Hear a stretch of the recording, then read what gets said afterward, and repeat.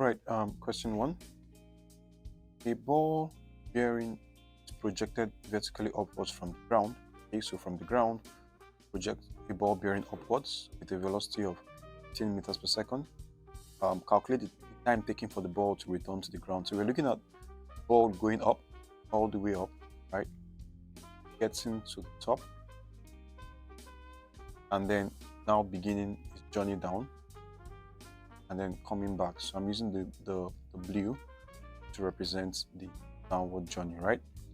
Then this is the maximum height. So that's what usually happens, right? Is that when you have a projectile, you project it upwards, it hits a maximum height and then begins to come down, right, in free fall. So my initial velocity u is 15 meters per second. Okay. In like manner, by the time it gets up, hits up and begins to come down, because it's in free fall, the acceleration is constant, right? It's the acceleration is negative 10 meters per second squared as given here. So what happens is that the upward journey and the downward journey are exactly identical. So it starts at 15 meters per second, right? It gets to the top where it stops momentarily. So it goes up, it continues to reduce speed until it gets to the top, and then here your velocity becomes 0, right? And then it now begins to fall down. From 0, it's going to fall down. And by the time it gets here, again, the motion is perfectly symmetrical. Your final velocity here would be what? Negative 15 meters per second. So it has the same speed, right? The same magnitude, but then the direction is opposite, so it's negative on the return journey. So by judging it this way, you can say that, okay, we have v as negative 15 meters per second, your final velocity, u as 15 meters per second. My acceleration, of course, is negative 10 meters per second squared.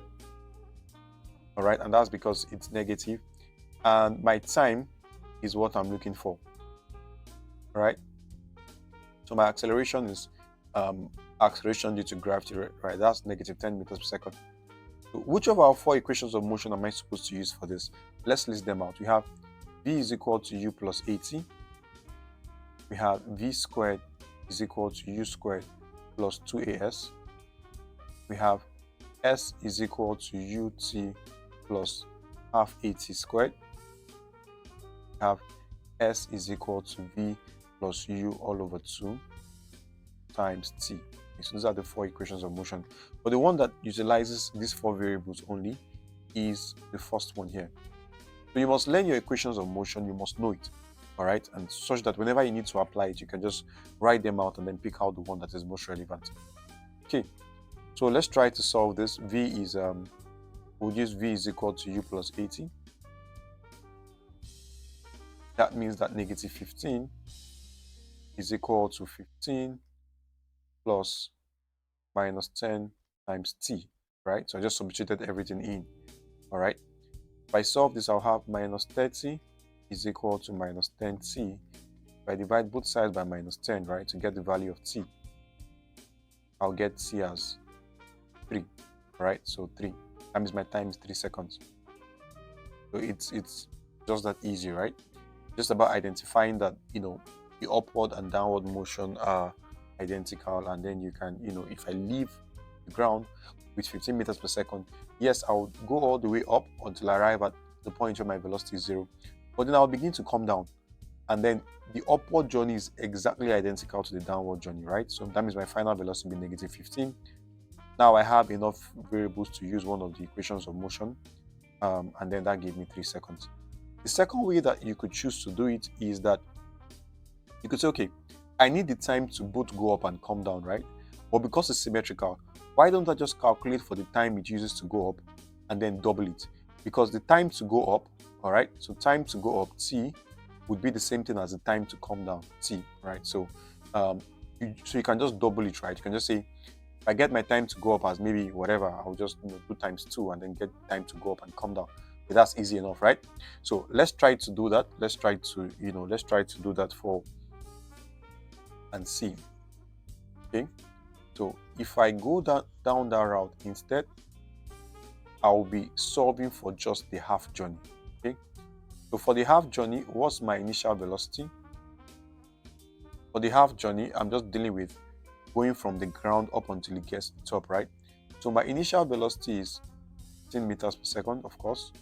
My final velocity now is 0 meters per second because I'm only dealing with the upward motion, right? And at the final point, of course, the object stopped. What's my acceleration due to gravity? What's A? A is negative 10 meters per second. And then what is T? We need to solve for T, right? So if I solve for T, I'll be solving for just the half journey. It's the half journey. So after solving for T, I'll then double it to solve for the motion up and down. So let's solve for T. We'll still use the first equation of motion. V is equal to U plus AT. So let's plug in. I have 0 is equal to 15 plus minus 10 times T. All right. So minus 15 is equal to minus 10T. Divide both sides by minus 10. I'll get T as 1.5. All right. So this T is for just the upward motion, right? I can double it and then get the time to go up and down. So total time, since I'm looking at time it takes to go up and down, will be 2 times what? 1.5, which gives you 3.0 seconds.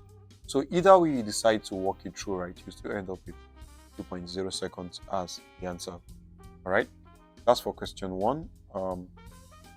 Let's see for question 2. The ball is dropped from a height of 45 meters above the ground. Okay, so 5 meters. Let this be the ground, right? 5 meters. This is 45 meters.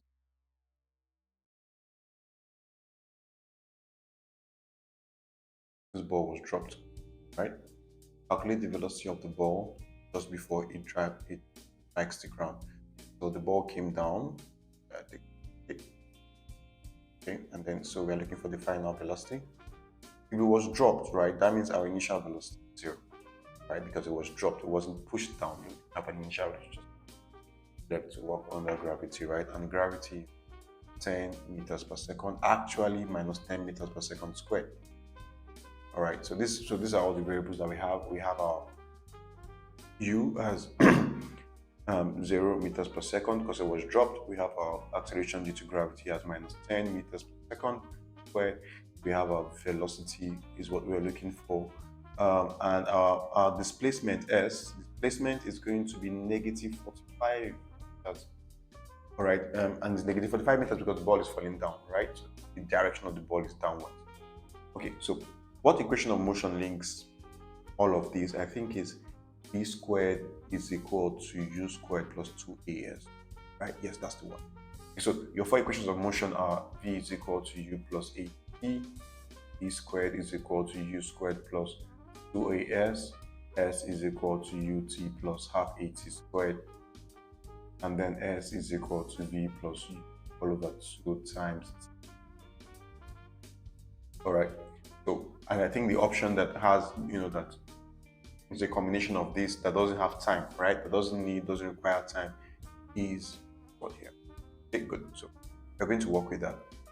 Substituting, we'll have V squared is equal to 0 squared plus 2 times minus 10, right? Times minus 45, all right? So V squared is equal to, well, 0 squared is 0, so 0 plus, multiply this out, you get 900. That means that V squared is equal to 900. That means that V is the square root of 900, V is 30. All right, so 30, so V is 30 meters per second. That means that the ball hit the ground at 30 meters per second, right? That's for question 2. Again, you want to imagine the scenario, right, from start to finish, and then write out all your variables, and then pick out what equation of motion just doesn't require the variable that wasn't given, which is time, right? And then you just substitute and then you solve out. Okay, that's for question 2. Let's take on question 3. Question 3 says a ball is thrown vertically upwards from the ground with a velocity of 50 meters per second. what's the total time spent by the ball in the air, right? So it's thrown vertically upwards from the ground with an initial velocity of 50 meters per second. What's the total time spent by the ball in the air? So the ball is going to, let this be our floor, right? You project the ball from here, right? So the ball is going to go up, going to have an upward journey, right? And then hit a maximum height here, and then now have a downward journey also, right? Till it hits the ground. Very important. Very important. So there's the upward part of journey and there's a downward part of the journey, and then both parts are perfectly symmetrical, right?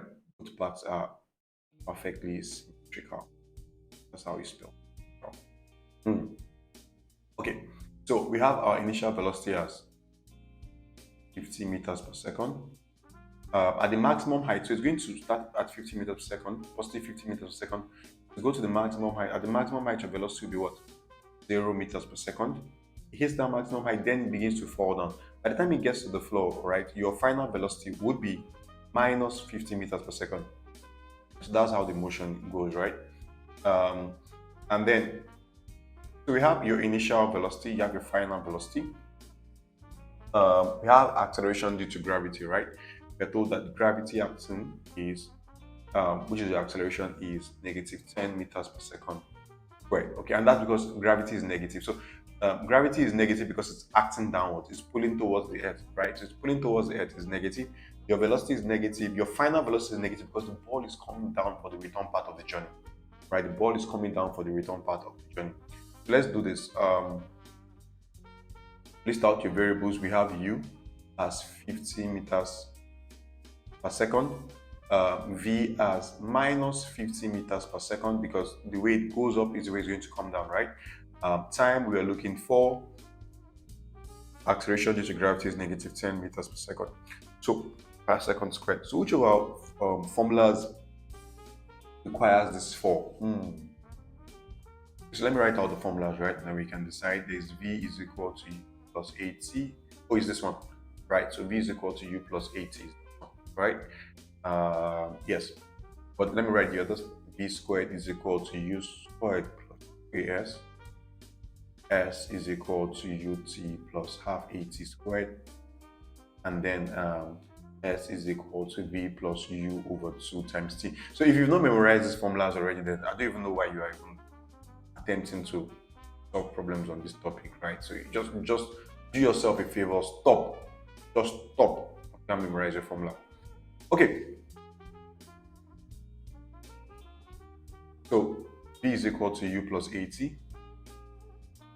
Let's plug in. We have minus 50 is equal to 50 plus minus 10 times t. All right, so that means that if I move this 50 over here, I'll have minus 50 minus 50, right, is equal to minus 10t. Divide both sides. Okay, no, sorry, let's take a step. So minus 100 is equal to minus 10t. Divide both sides by minus 10. I'll get t as what? 10 seconds, right? I'll get t as 10 seconds. So the answer is C. All right. How did we answer this question again? We tried to, represent everything with the diagram and decided that, it's perfectly symmetrical. The way the ball goes up and the way the ball comes down, they are going to be perfectly symmetrical. That means that if you project the ball from the ground with a velocity of 50 meters per second, then the ball will fall back towards the ground, right? Ball will fall back towards the ground at minus 50 meters per second, right? So whatever this is what that will be, and then we wrote out our variables and then tried to solve. Now it's also very possible you could have also calculated half motion, right? Just calculated how long it takes the ball to get to the maximum height, and you would have used the velocity is 0, right? So your final velocity, if you were doing half of the motion, your final velocity would have been 0 meters per second, right? Calculate this, again, your g still minus 10 meters per second. So when you calculate your time for this, all right, when you calculate your time for this, you would anticipate that the same time it takes you to go up would be the same time it takes you to come down, right? So, and then, so when you get your answer for this bit, just the going up portion, right, multiplied by 2, and then you will get the time for going up and coming down, and then you still get 10 anyway, right? So There are two ways to solve a particular problem, but the most important thing is to recognize that it's going to be what? Symmetrical. Either you're recognizing that the initial velocity will be the same as the final velocity when it's coming down, or you're recognizing that, oh, okay, if I just calculate the time for going up to be the same as the time for coming down, and so for the total flight, I can double it. Either way is fine. All right, that's for question 3, I believe. The answer is 10. Let's look at question 4. So a ball P is released from the roof of a building at the same time as another ball Q is thrown vertically upward from the base of the building. Okay. Which of the following statements is correct? So let's draw this. All right. So we have a roof of a building, and so ball P is released. That means dropped, right? So that means that it's just dropped.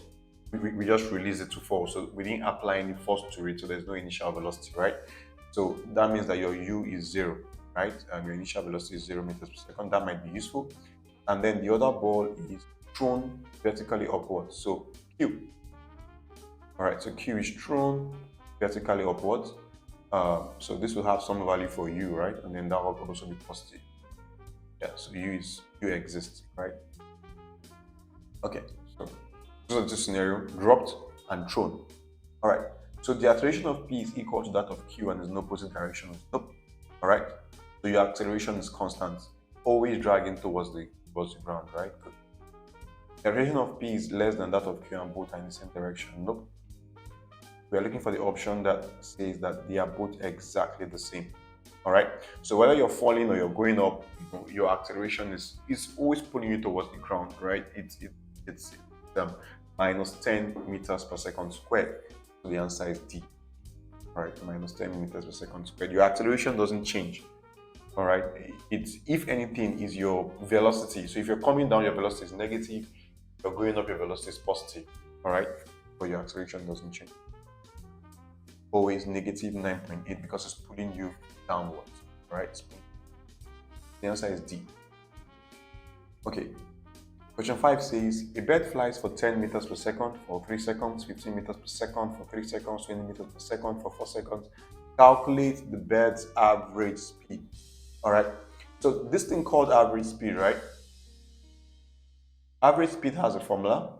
So if you try to, let me find the average of 10, 15 and 20, you will be wrong, because you see, you didn't operate at 10 meters per second for, you didn't operate at all of these different speeds for equal amount of time, right? So you can't just take the average of 3 of them, because the time that you used each of them was not the same, right? So there'll be that imbalance. Average speed has a formula. It's total distance. So how much distance did you cover in total over total time? All right, so total distance over total time. All right, so let's look at this. 10 meters per second for 3 seconds. So if you cover 10 meters each second for 3 seconds, so that means that for this section, right, and we are just going with the formula, distance is equal to speed times time, right?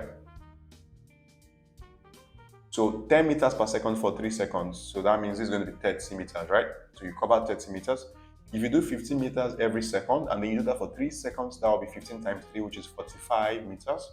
And then if you do 20 meters per second for 4 seconds, all right? So 20 meters each second for 4 seconds, so that will be 80 meters, right? So your total distance would be, total distance is quite easy, right? It's just going to be 30 plus what?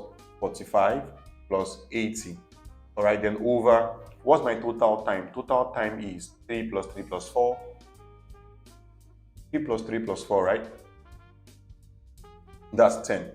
Okay, so what do I have here? I have 30 plus 45 is 75. 75 plus 80 is 155, right? So my total distance, I covered 155 meters in 10 seconds. So my average speed, if I divide this, would be what? 15.5 meters per second. That's option A. All right, 15.5 meters per second. That's option A.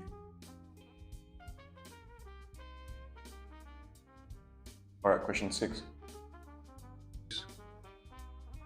A body accelerates from rest uniformly from rest at 2 meters per second squared. Calculate the magnitude of the velocity after traveling 9 meters. Okay, so we want to just check out, right? Let's see what are equations of motion and then what are the variables that we have. So we start with the variables that we have. Uniformly from rest. So that means that the body was originally at rest. So initially it started at 0 meters per second, right? Your initial velocity is 0 meters per second. What's your acceleration? We are told that the acceleration is 2 meters per second squared. And then we are asked to calculate the velocity, given that s is, your displacement is 9 meters. Okay, so there are 4 equations of motion, right, that you must know. There is b is equal to u plus at. There is s is equal to ut plus half at squared. There is v squared, and I think this is the one we have to use, right? V squared is equal to u squared plus 2as, and there is s is equal to v plus u over 2 times t. So you must learn, these 4 equations, right? You must know them. Okay, so which one are we going to implement? All right, so we need to implement the one that doesn't have, anything to do with time, right? Because time is not featured here, and that's this one. All right, so that's the third one as I have written it here. So we have v squared is equal to u squared plus 2as. Okay, so let's substitute our variables. We have that v squared, which is what we are looking for, is equal to 0 squared plus 2 times 2 times 9, right? So that means that v squared would be equal to 0 plus, that's 36. So v squared is equal to 36. So v would be the square root of 36, right? Which is 6. All right, 6, positive 6. So that means that after traveling for 9 meters, your velocity is 6 meters per second, rather. 6 meters per second, that's option B. Okay, so that's it for question 6. Let's take question 7. Question 7 says, a body accelerates uniformly from rest. Okay, so we are told it accelerates uniformly from rest at a rate of 3 meters per second squared for 8 seconds. Okay, calculate the distance covered by the body during the acceleration. Okay, good. So let's write out our variables. My initial velocity is 0, right? Because it starts from rest, right? So, and then we are told that the acceleration is 3 meters per second squared. All right, and my time is 8 seconds. All right, so what is my distance? What is my distance? So distance is, well, represented by s, right? So distance is represented by s. What is my distance or displacement? Okay, so we'll write out the 4 equations of motion. You must know them, right? You must know the 4 of them. There is v is equal to u plus at. There is v squared is equal to u squared plus 2as. There is s is equal to ut plus half at squared. And then there is s is equal to v plus u all over 2 times t. So if you don't know these equations, just take a pause, right? Go write them again and again and again until you master them. But you have no business trying this out if you do not know, these equations, right? So just don't waste your time. Go learn the equation before you start trying out the problems. Okay. Now we need to identify which one we need to use. We need the equation that has nothing to do with v, right? Because there's no final velocity featured here, either as a variable given or an unknown, right? So, and I think it's this one, right? So that's the one we're going to use. That's the one that relates these 4 variables.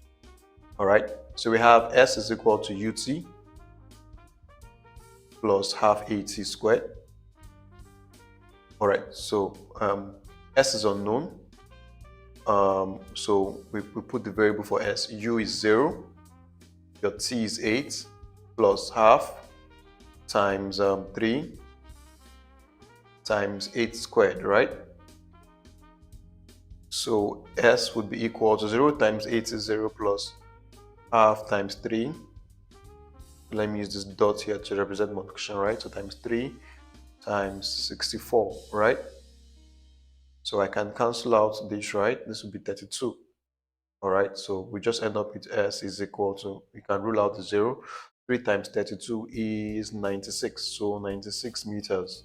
All right, so the body would have traveled 96 meters in that journey. That's option D. All right, so 96 meters. That's for question 7.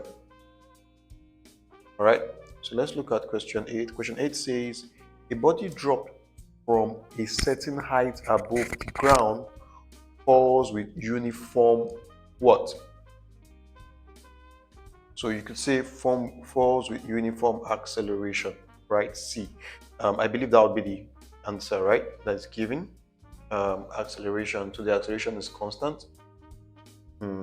So let's look at this. Velocity is not constant, right? Because velocity means you like it's how fast you're moving, but that's not the case, right? A body that is falling, all right, would be, so if this is like a time, let me draw like a time lapse of what that would look like, right? So let's say the body has to fall, this height, forgive my line, right? Has to fall this height. Then you probably see something like this, if we're going to take pictures, probably see something like this. So you see that each second or each moment or each time interval is covering more and more distance, right? It's covering more and more distance, so it's moving faster, all right? But just that the rate at which is moving it is increasing speed is constant, right? So your acceleration is constant, all right? So C, all right? Acceleration C is correct. Yeah, so that's that. Acceleration is correct. C. So that's for question 8. Let's take question 9. A body is said to move with uniform acceleration if it experiences equal increase in velocity at equal time intervals, right? So I guess we'll go with D, increase in velocity at equal time intervals. That means that the rate at which your velocity increases is constant. So acceleration is the rate at which your velocity is increasing or decreasing, right? Or changing, right? Where your velocity is decreasing is you could call it retardation. All right. But again, acceleration, not just negative acceleration, right? That's retardation. So a body is set to move with uniform acceleration if it experiences equal changes or increases in velocity at equal time intervals. All right. So acceleration is increase in velocity, basically. All right. That's option D. That's option D. Okay. Question 10. A body moves with constant speed but has an acceleration. This is possible if it is. So for you to have an acceleration, right? Acceleration means changing velocity. So acceleration, it means changing velocity, right? But velocity has two parts. So acceleration means changing velocity. But velocity has two parts. It's a vector, so it has the magnitude, which is how fast it's moving, speed, but it also has what? Direction. All right. So that means that if a body is moving at a constant speed, all right, so constant speed, but it's changing direction. If the direction is changing, that means the velocity is also changing, because direction is part of velocity. All right. So it's possible that this happens if it's moving in a circle, right? If it's moving in a circle, right? So B is wrong, C is wrong. D is interesting, right? Because if it's oscillating, that means it's moving back and forth. So that means that the even if it has constant speed, but then how do you oscillate with constant speed?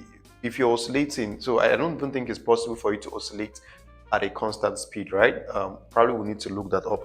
But because if you're oscillating, you're moving back and forth. So that means that your motion has to end, your speed has to go off before you begin to come back and stuff, right? So oscillation doesn't even meet up with this one. But the correct answer is you're moving in a circle, you're taking a turn, whatever, right? It's possible to take a turn at a constant speed, right? It's possible to move in a circle at a constant speed. So if you're moving in a circle at a constant speed, your speed could be the same, but because you're constantly changing direction, right? Motion in a circle, you're constantly bending inwards. So your direction is constantly changing, right? So you're constantly bending inwards, all right? And then we can see about that. So the correct option is option A. All right, you're constantly moving in a circle, right? You're constantly moving in a circle. That's option A. All right, question 11 says a body moving at a constant speed accelerates when it is in circular motion. All right, so if you're moving at a constant speed, so here's the thing: acceleration actually means change in velocity, right? But there are two parts to velocity. All right, there is your speed, which is how fast you're moving, right? So that's the magnitude. And then there's your what? Your direction. So if you remember your definition for vectors, velocity is a vector, right?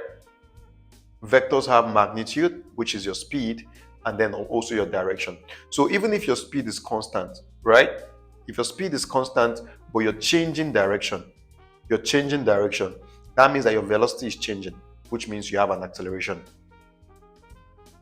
So if you're moving in circular motion, even though your speed is the same, your direction is constantly changing, right? So that means your velocity is changing, which means you're accelerating. All right. So the correct answer is option C. All right. That acceleration is called. It even has a special name. It's called centripetal acceleration. Right. So that's the acceleration that sees you keep on trying to bend inwards. Right. That's what produces and governs circular motion. That's for question 11. Let's take question 12. Question 12 says a body moving with an initial velocity u accelerates until it attains a velocity v within time t. The distance covered by the body is given by which expression? So this is just asking you to spot, the equation of motion, right? So this is just checking it if you have learned your equation of motion, and if you have, your answer is option C, right? So you must learn all of them. There is v is equal to u plus at. There is s is equal to ut plus half at squared. There is v squared is equal to u squared plus 2as. There is s is equal to v plus u over 2 times t. All right. So this is the answer is C. All right. This is a giveaway if you've done what you're supposed to do. All right. So make sure you learn your formulas, memorize them, master them. If you don't know your formulas yet, you really have no business trying to cover this content. All right, that's for question 12. Let's take 13. 13 says, a body starts with an initial velocity of 20 meters per second and moves with a uniform acceleration a for 15 seconds. Which of the following equations represents the distance s traveled? Okay, so let's write out our variables, check out our formulas, and see which one we should use. Okay, so we are told that it has an initial velocity, that's u. So u is 20 meters per second. Moves with a constant or uniform acceleration. Your acceleration is a, all right, and your time is 15, and we are asked for s. Okay, so which of our equations of motion can we use to define this, right? And we have b is equal to u plus at, v squared is equal to u squared plus 2as, s is equal to ut plus half at squared, and then s is equal to v plus u all over 2 times t. All right, so we need the equation that doesn't have v, right? That the final velocity is not, either like it's not in the equation, right? So that means the equation that governs, that relates this 4 alone, is this here, the third one. So we have s is equal to ut plus half at squared. We need to now substitute and see what we come up with.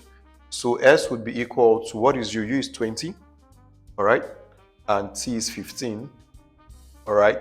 Then plus half times a is unknown, and then times t squared, that's times 15 squared, all right? So this would give me 300. 20 times 15 is 300, plus this would be 225a. So 225, because 15 squared is 225, right? Then times a over 2.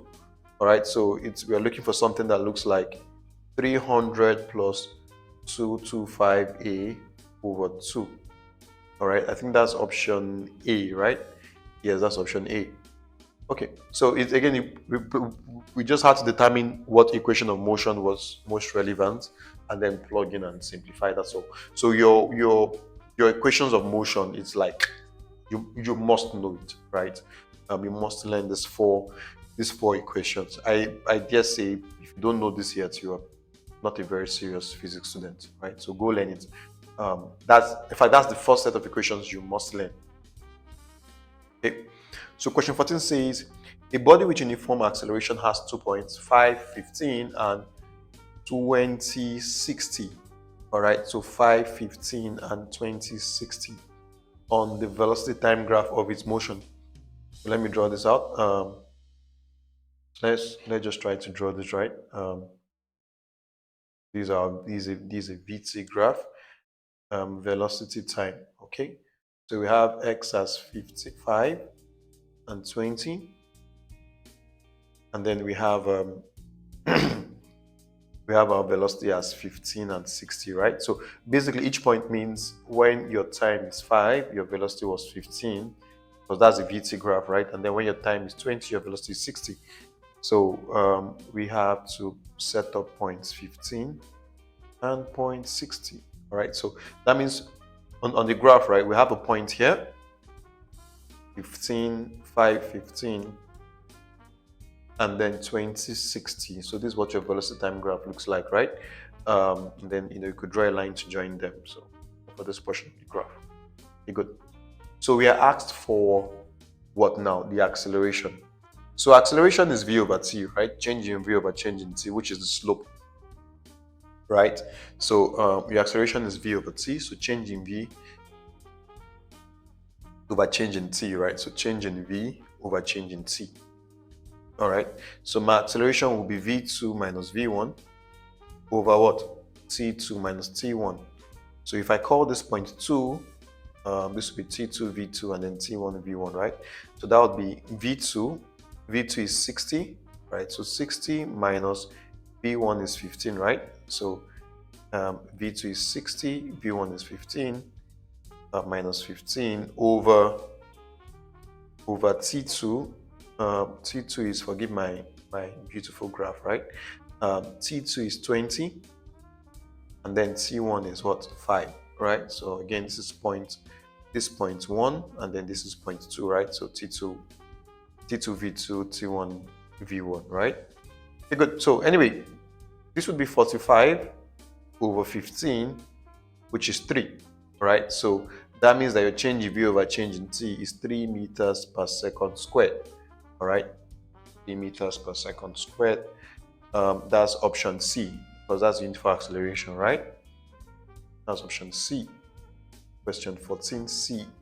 But question 15, a bullet fired upwards reaches a height of 500 meters. Neglecting air resistance, calculate the magnitude of the initial velocity of the bullet. So a bullet fired vertically upwards reaches a height of 500 meters.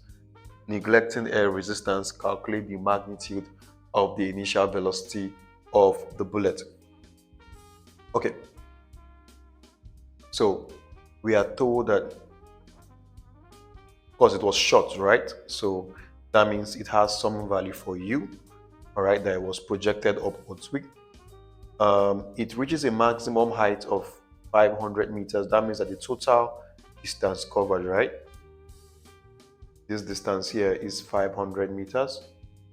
So the object went up with a velocity of initial velocity that we don't know. It covered 500 meters. It was acted upon by gravity, right, which is minus 10 meters per second squared. Okay, so what's my maximum, my velocity at the maximum height? Okay, so in describing this, right, if you throw something up, what happens is that your velocity continues to drop and drop and drop until it reaches 0. So it stops up at the top before it now begins to fall down. All right, so we are looking at a case where we have at the maximum height, your velocity is what? 0. All right, maximum height, your velocity is 0. So that's your final velocity. Okay, so let's list out what we have. We're looking for U.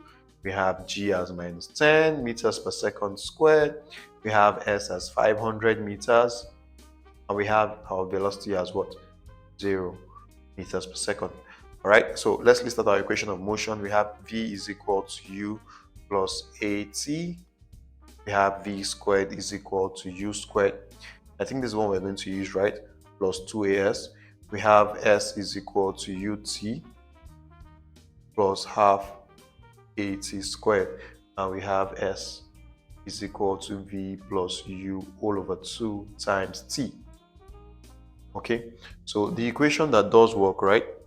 The equation that does work, that represents what we are trying to do, has to be the equation that represents what we're trying to do. Yes, should be this one, right? The second one. Reason being that we don't have t, right? And all the variables we have here are represented here. Okay, so that would mean, so v squared is equal to u squared plus 2as. So let's plug in. V squared is 0, all right, squared. U squared is what we are looking for, plus 2 times 500 times minus 10.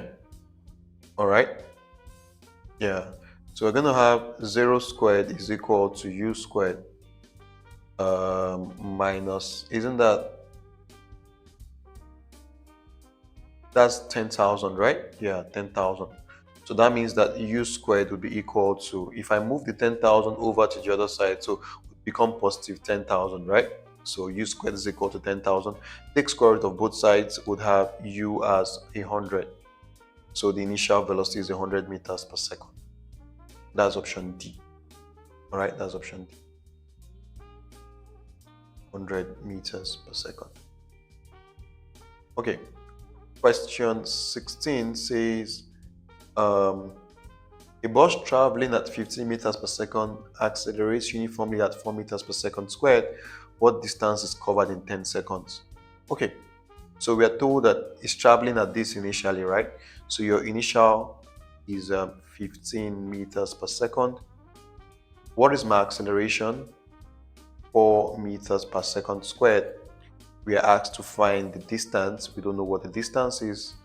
So actually distance is represented by s in our equations, right? So distance is s, and then our time is 10 seconds. All right, our time is 10 seconds. So we need to write out the equations of motion and then see which one fits, to help us with this problem, right? So we have v is equal to u plus at. We have s is equal to ut plus half at squared. We have v squared is equal to u squared plus 2as.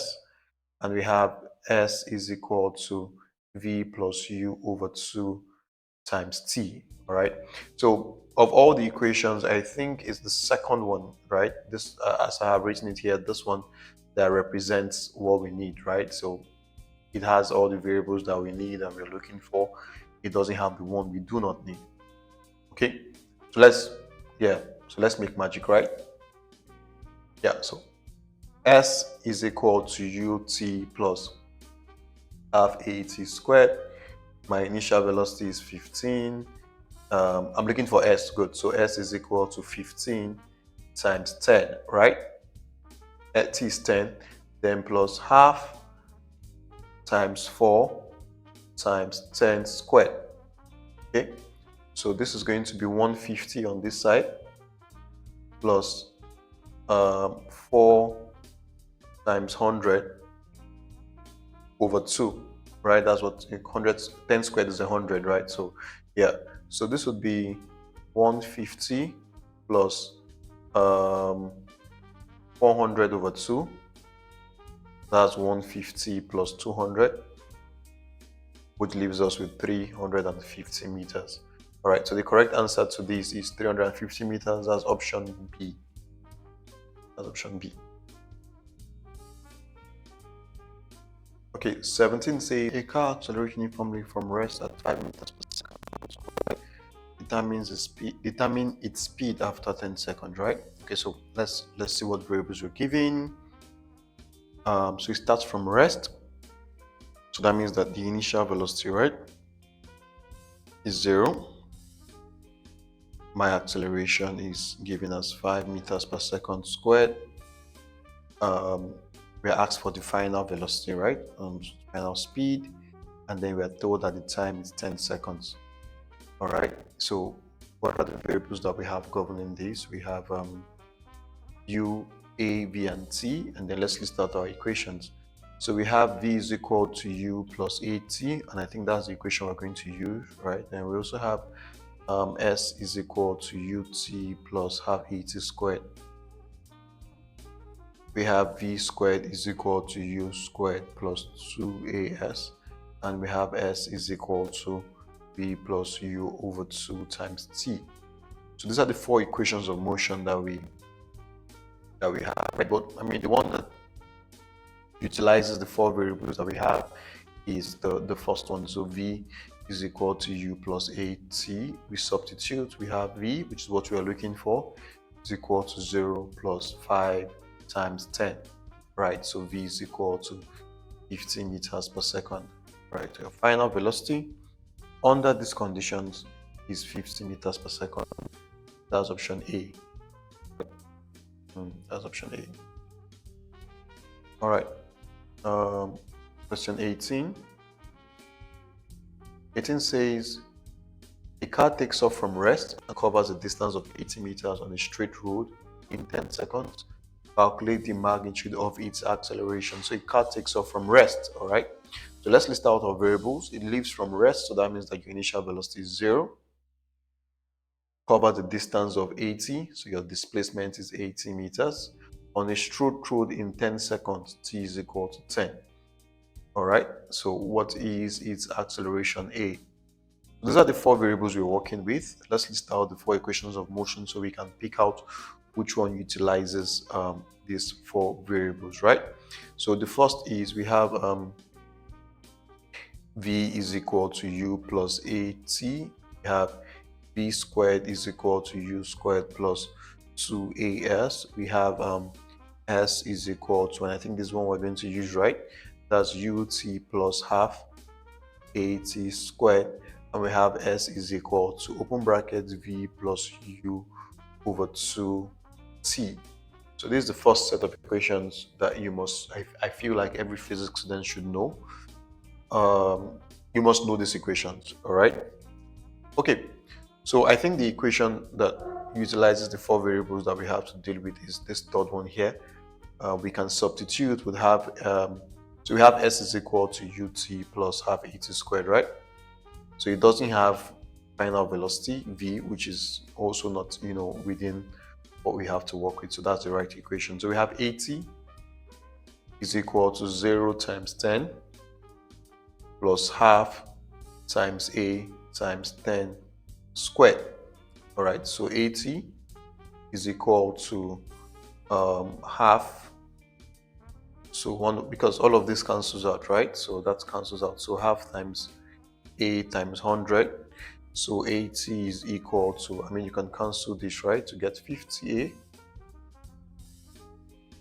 All right, so if I divide both sides by 50, 80 over 50 is equal to a. So I think that means that a would be 1.6, right? Am I right? Yes, so a is 1.6. Yes, 1.6. So the answer is option B, 1.6 meters per second squared. All right, so that's option B. That's number 18, right? So let's take on 19. Sorry. Okay. On 19 we pick up a car traveling at 12 kilometers per hour passes 2 stations in 4 minutes. Calculate the distance between the 2 stations. Okay, so it's 4 kilometers per hour and then 4 minutes. Okay, so our speed u is 120 kilometer per hour. Our v is also going to be 120 kilometer per hour, right? And someone is asking me why. Well, because they say uniform speed, so it's not accelerating, right? Or you could also go with the fact that your acceleration is 0, right? So either of this is, would help, either knowing this or picking this out. Okay, Um, our time is 4 minutes. So 4 minutes. If I want to convert 4 minutes to hours, it's going to be 4 minutes times, I think I can multiply by 1 hour over 60 minutes, right? Because 1 hour over 60 minutes is 1. So, multiplying by this is fine. And the reason why I'm doing this is because it allows me to cancel out the minutes and I know exactly what I'm supposed to do, right? So I'm just left with 4 hours over 60 or 1 over 15. Yep, 1 over 15 hours. So 1 over 15 hours. So that's my time, right? You could have it as a decimal if you wanted. And then we are looking for S. Good. So we could use S is equal to, so let's use the fourth equation, right? S is equal to V plus U over 2 times T. All right. I'm just using this just so it's like, okay, we're using an equation of motion. You could very well have used, because it's uniform speed, right? There's no acceleration. You can just use the regular distance is equal to speed times time formula, right? That's also fine. But since we're in physics class, we can just use one of the equations of motion, right? So this is going to be 120 plus 120 over 2 times what? Times 1 over 15. Right, so notice it still gives you 120 times 1 over 15, right? Which is speed times time, right? So my displacement is going to be, here is 1, I think, and this should be 8. So it's going to be 8 kilometers. Okay, so it's very important. I think the major thing that could have been an issue for most people is this guy here, right? Converting this to hours. And why did I convert this to hours? Is because, well, I have this in kilometers per hour and what I have here is in kilometers, right? So instead of converting out and then converting back, whatever, it's just easier to, okay, just change this one to hours, so that if this becomes hours, then whatever you do with this one and this one, right, it's going to give you an answer in kilometers. So it's just about being smart with your units. Okay, so that's for question 19. Let me take on question 20. Okay, so let's take on question 20. A car P with a velocity of 30 meters per second is traveling in the same direction as a car Q with a velocity of 20 meters per second. The velocity of P relative to Q is what? Okay, so P is moving at, P is moving at 30 meters per second, right? And then Q is moving at 20 meters per second. So the velocity of P, so this is P and this is Q, right? So the velocity of P relative to Q is just what? 10 meters per second. That means that if I was in Q, right, and my motion in Q appeared to be stationary, right? So if I was sitting in a car that was moving at 20 meters per second, right?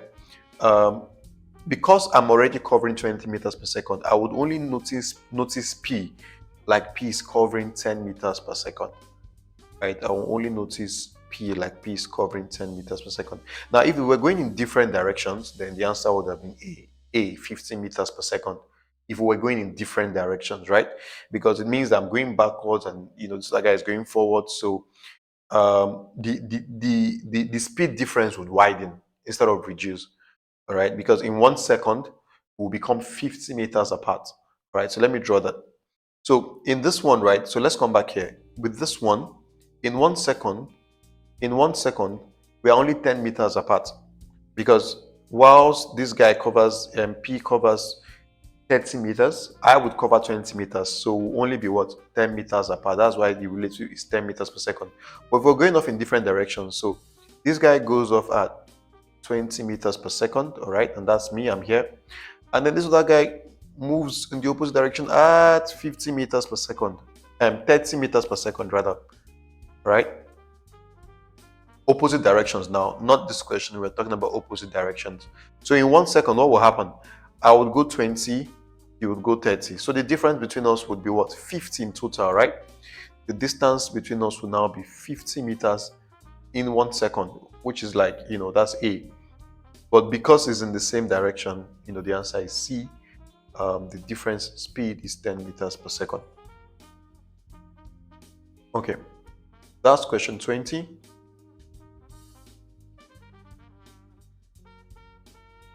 Okay, let's take on 21. 21 says, a motorcycle is starting from rest is uniformly accelerated such that its velocity in 10 seconds is that, right? What is its acceleration? Okay, good. So we are giving our velocity, our final velocity, right? As that. So let's list out what we have. U is 0, right? Because it started from rest, right? Acceleration is what we don't know. We are told that time is 10 seconds, and the final velocity is 72 kilometers per hour. So seeing that our unit here is in meters per second squared, that means we need to convert this kilometers per hour to meters per second. All right, so here's what we'll do. We're going to go 72 kilometers. All right, so I'm going to multiply by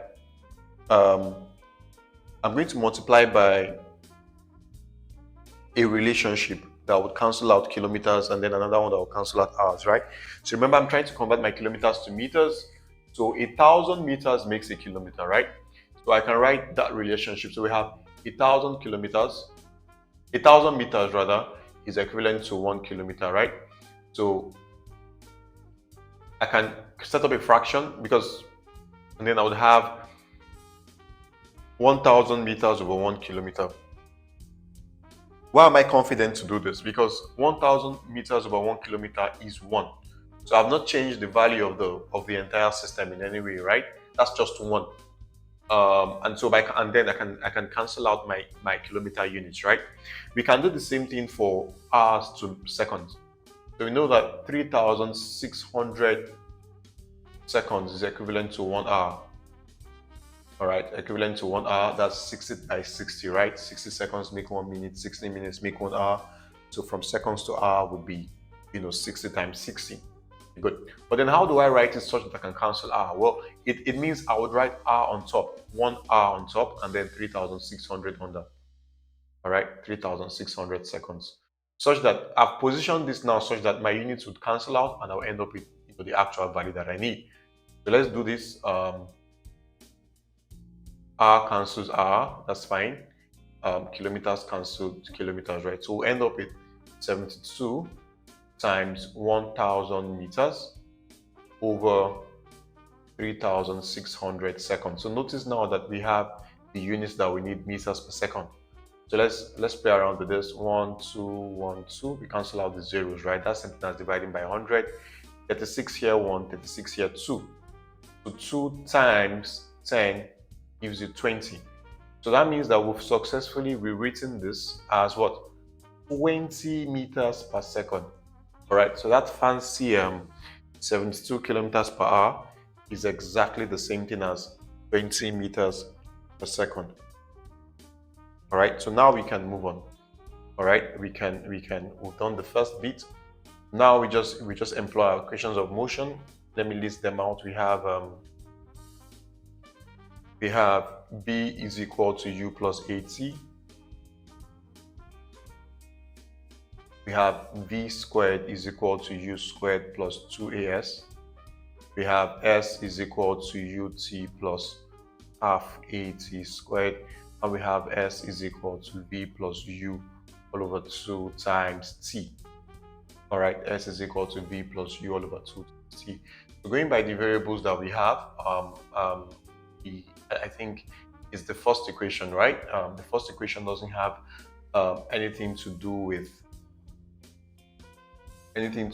your displacement, right? Your value for S, all right, which is not also given or required here. So that's the equation that we use. Okay, so substituting in, what's our value for B? That's 20 meters per second is equal to our value for U is 0 meters per second. So I didn't write my unit here. Plus then A times 10, T is 10, right? So we'll just end up with 20 is equal to 10A, divide both sides by 10. we'll get A as 2 meters per second squared. All right, that's option D. Option D is 2 meters per second squared. Okay, that's for question 21. For question 22, it says a motorist traveling at 72 kilometers per hour has his eyes shut for 0.4 seconds during a hard sneeze. Calculate the distance covered by him during this time interval. Good. So we have our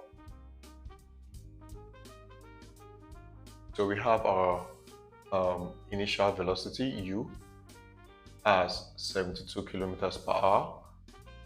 All right. We have our time as 0.4 seconds.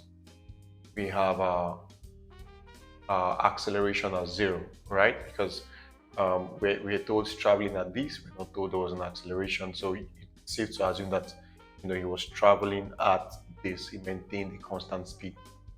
All right. Also because traveling is present continuous, right? So that means he was, traveling at 72 kilometers per hour. Okay, so distance D. What is D? Oh, sorry, S rather, right? We use S to represent distance. I don't know why I keep forgetting. So what is S? Brilliant, good.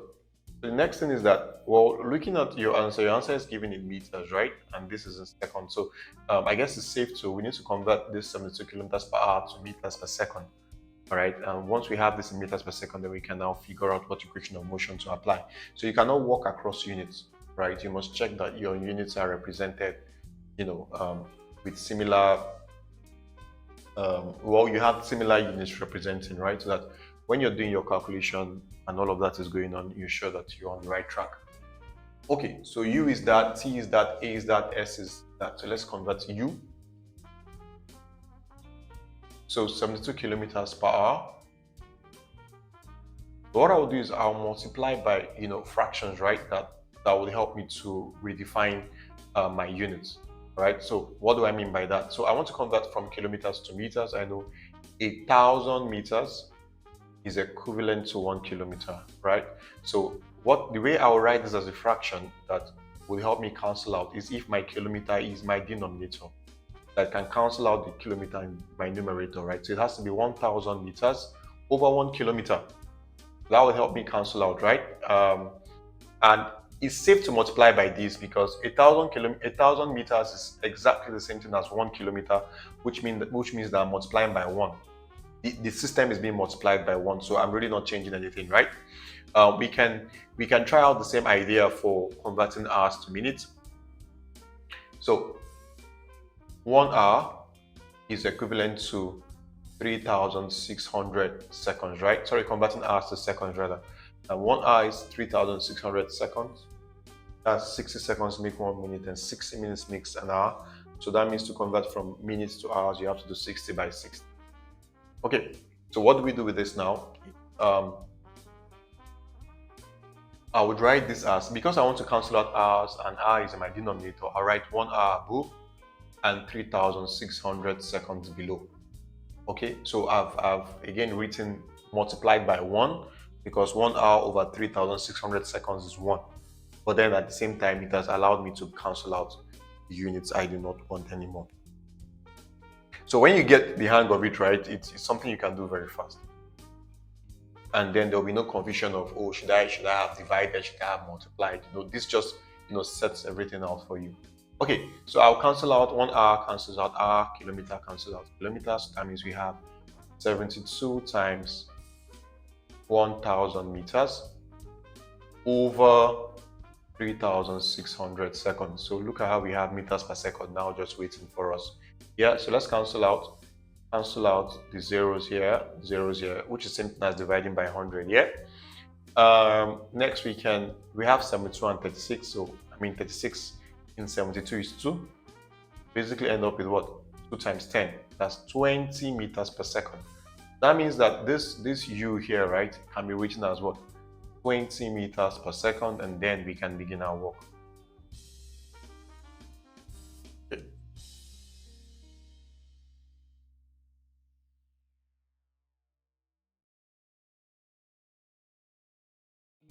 Okay, so what are equations of motion that we can use? We have v is equal to u plus at.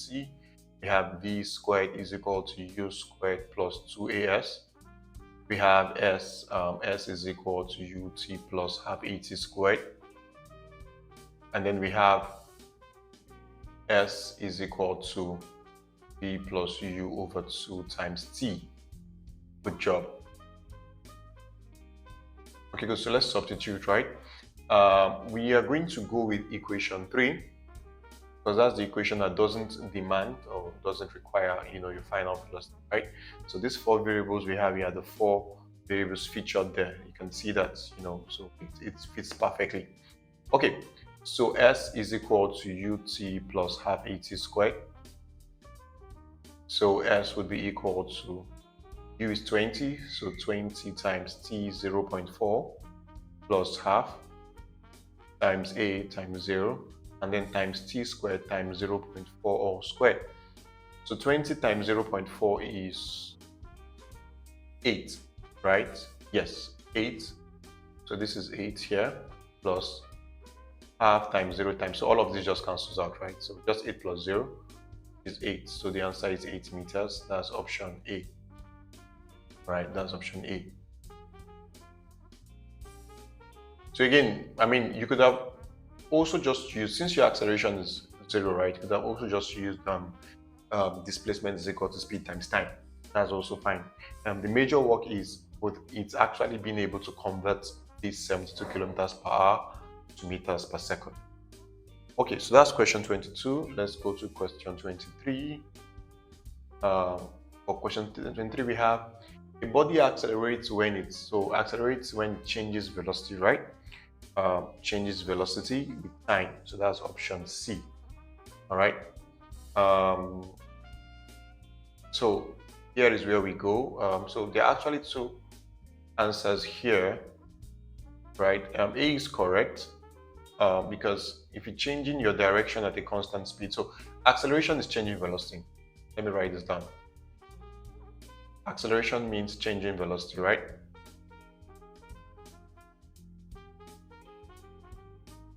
And velocity has 2 parts. There's your distance and there's your, there's your speed, rather, the magnitude of your pace, right? So your speed, how fast you're moving, and then there's the direction. Okay, so if you're changing either of them, you're changing your acceleration, right? So the first one says you're changing your direction at a constant speed. So even though this is constant, if your direction is changing, then that means your velocity is also changing. All right, if your direction is changing, your velocity is also changing. You would find this in uniform circular motion, all right? Or maybe if you're even going about a turn, but your speed is the same, but you're going around the turn. The fact that you're changing direction means you're accelerating. So A is correct, and C is also correct. So changes the rate of velocity with time is also correct. So I'm sure we'd have fixed up the question by the time it's been done. We'll probably leave only one correct answer there. Okay, but again, for emphasis, your acceleration has 2 parts. There's your speed, your velocity has 2 parts rather. There's your speed and the direction. And if you're changing any of them, you're changing your velocity, which means you are undergoing acceleration. All right, so that's for question 23. I won't pick an answer for that. I'll just leave that alone so that I would remember to change it. Okay. 24 says, a moving object is said to have uniform acceleration if it's so we just asked for the definition of uniform acceleration, right? Uniform acceleration, or acceleration by itself, just refers to the fact that you have changing velocity.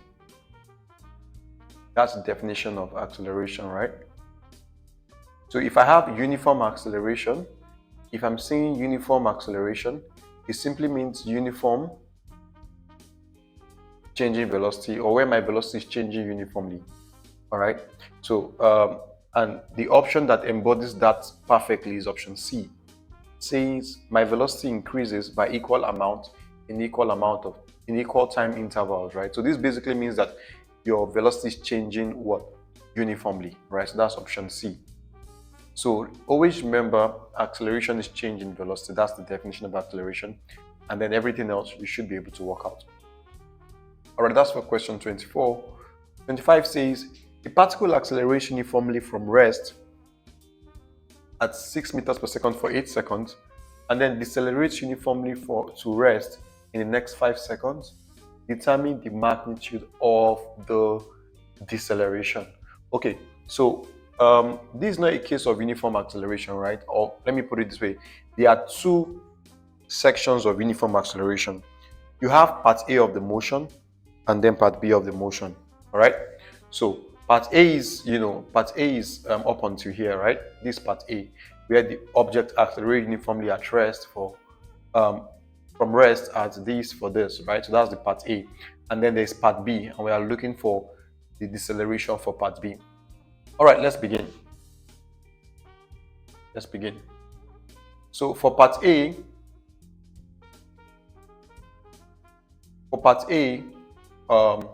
which is where there was an acceleration, right? What do we have there? We have that we are told that it starts from rest, all right? It accelerates uniformly from rest. So I can see your initial velocity u is 0, right? So 0 meters per second. So your acceleration, that's at 6 meters per second squared, right? And the amount of time it did this for was what? 8 seconds. All right. So for the part A, we have some of the information, but we do not have the final velocity and the displacement. All right, but we can just use the final velocity, right? If we can find the final velocity, then we can now work for part B. All right. So part B. Let's look at part B, which is where the actual question is. My initial velocity is not given, right? So I don't know how fast it was moving initially. But then, I mean, you would know that if it ended part A and then started part B, right? Started decelerating. That means that whatever the final velocity was for A would be the initial velocity for what? B. All right. So whatever we get, and we'll solve this out, whatever we get for V, for part A, the final velocity for part A would now be your initial velocity for the second part, right, that we actually have to solve for. Anyway, the other information that we have for part B is that it decelerates to rest. That means the final velocity is what? 0 meters per second. All right. And then the time for this motion was what? 5 seconds. And we are looking for the acceleration that was used. Okay. So from part A, we'll solve for the velocity, the final velocity for part A. And then that final velocity for part A would now be our initial velocity for part B. Okay, so we'll use the first equation of motion, right? We're solving with these variables for part A to find final velocity. And that would be B is equal to U plus AT, right? So our final velocity here would be U, which is 0, plus 6 times 8. So my final velocity here will be 48 meters per second. All right. So my final velocity will be 48 meters per second, which also means that by extension for part B, which takes off right after part A, my initial velocity would be 48 meters per second. Okay. Once again, because B is happening right after A, that means that the final velocity for A here must be your initial velocity for what? For B. All right, so let's use this now to solve for A, right? So we are solving again, same formula, B is equal to U plus AT. So that would be, 0 for V is equal to 48 plus A times 5, right? So moving 48 over to the other side would have negative 48 is equal to 5A. Dividing both sides by 5, we'll have our acceleration as what? Negative 9.6. All right, so A is equal to negative 9.6 meters per second. All right, the negative sign just shows that is a retardation, but the question is really asking you just for the what? For the magnitude, right? So we just need we don't need the sign, we just need the magnitude, right? So which is 9.6 meters per second. That's option B. All right, so 25 is option B. All right, so let's take on 26. 26 says a particle starts from rest and moves with a constant acceleration of 0.5 meters per second squared. Calculate the time taken for the particle to cover a distance of 25 meters. Okay, so this is a case of uniformly accelerated motion, right? And we have 4 formulas. All right. So when you list out your variables, you then need to go and check to just confirm exactly what formula do I need to solve this. So we'll do this together, right? We'll start by listing out our variables. Okay. So starts from rest, which means that your initial velocity u is 0, right? Because starts from rest. Moves with a constant acceleration of that. Oh, they give us the acceleration a. A is 0.5 meters per second squared. We are looking for time, but then they gave us what? Distance, s. S is 25 meters, okay? So these are the 4 variables that we have. We need to list out our 4 equations of motion so we can test it out. We have v is equal to u plus at. We have v squared is equal to u squared plus 2as. We have s is equal to ut plus half at squared. We have s is equal to v plus u all over 2 times t. All right, so you need to know these 4 formulas, right? If you don't know these 4 formulas, then I genuinely wonder what you're doing going through this content. Just, I mean, it would do a lot of good to take some time, just, put the content away and then just master your formulas. Yep. Okay, so which of the formulas actually utilizes these 4 variables? That's, the 3rd one, as I have written it here. So all we'll do is just substitute and solve for the value for t. It works like magic. Okay, so we have s is equal to ut plus half at squared. Let's sub in. We have 25 is equal to 0 times t plus half times 0.5 times t squared. All right, so simplifying this, 0 times t will cancel out, right? So we'll just end up with 25 is equal to, so this is half times half, right? So this is just 1 over 4, right? So 1 over 4 times t squared, I can cross multiply this. I would have 100 is equal to t squared, and to solve for t, I take square root, I'll get t as what? T as 10 seconds. All right, so your time is 10 seconds. That's option D. Okay, so question 27 says an object of mass 50 grams. All right, so your object of mass 50 grams, m is equal to 50, is released from a point A. An object of mass 50 grams is released from a point A. Determine the velocity of the object when it reaches point B, a vertical distance of 30 meters below. Okay, so we are told that, we are given mass as 50. It was released from A, right? So that means your initial velocity is 0. All right, because it was just dropped. All right, it was just dropped. And we are asked to find the velocity V when it reaches a point B, a vertical distance of what? 30 meters below. That means that the object fell 30 meters. So we're looking for V, but the displacement covered S is what? 30 meters.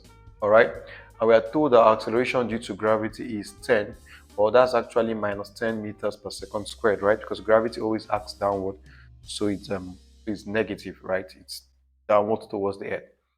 Okay, so when you look at this critically, right, you realize something interesting.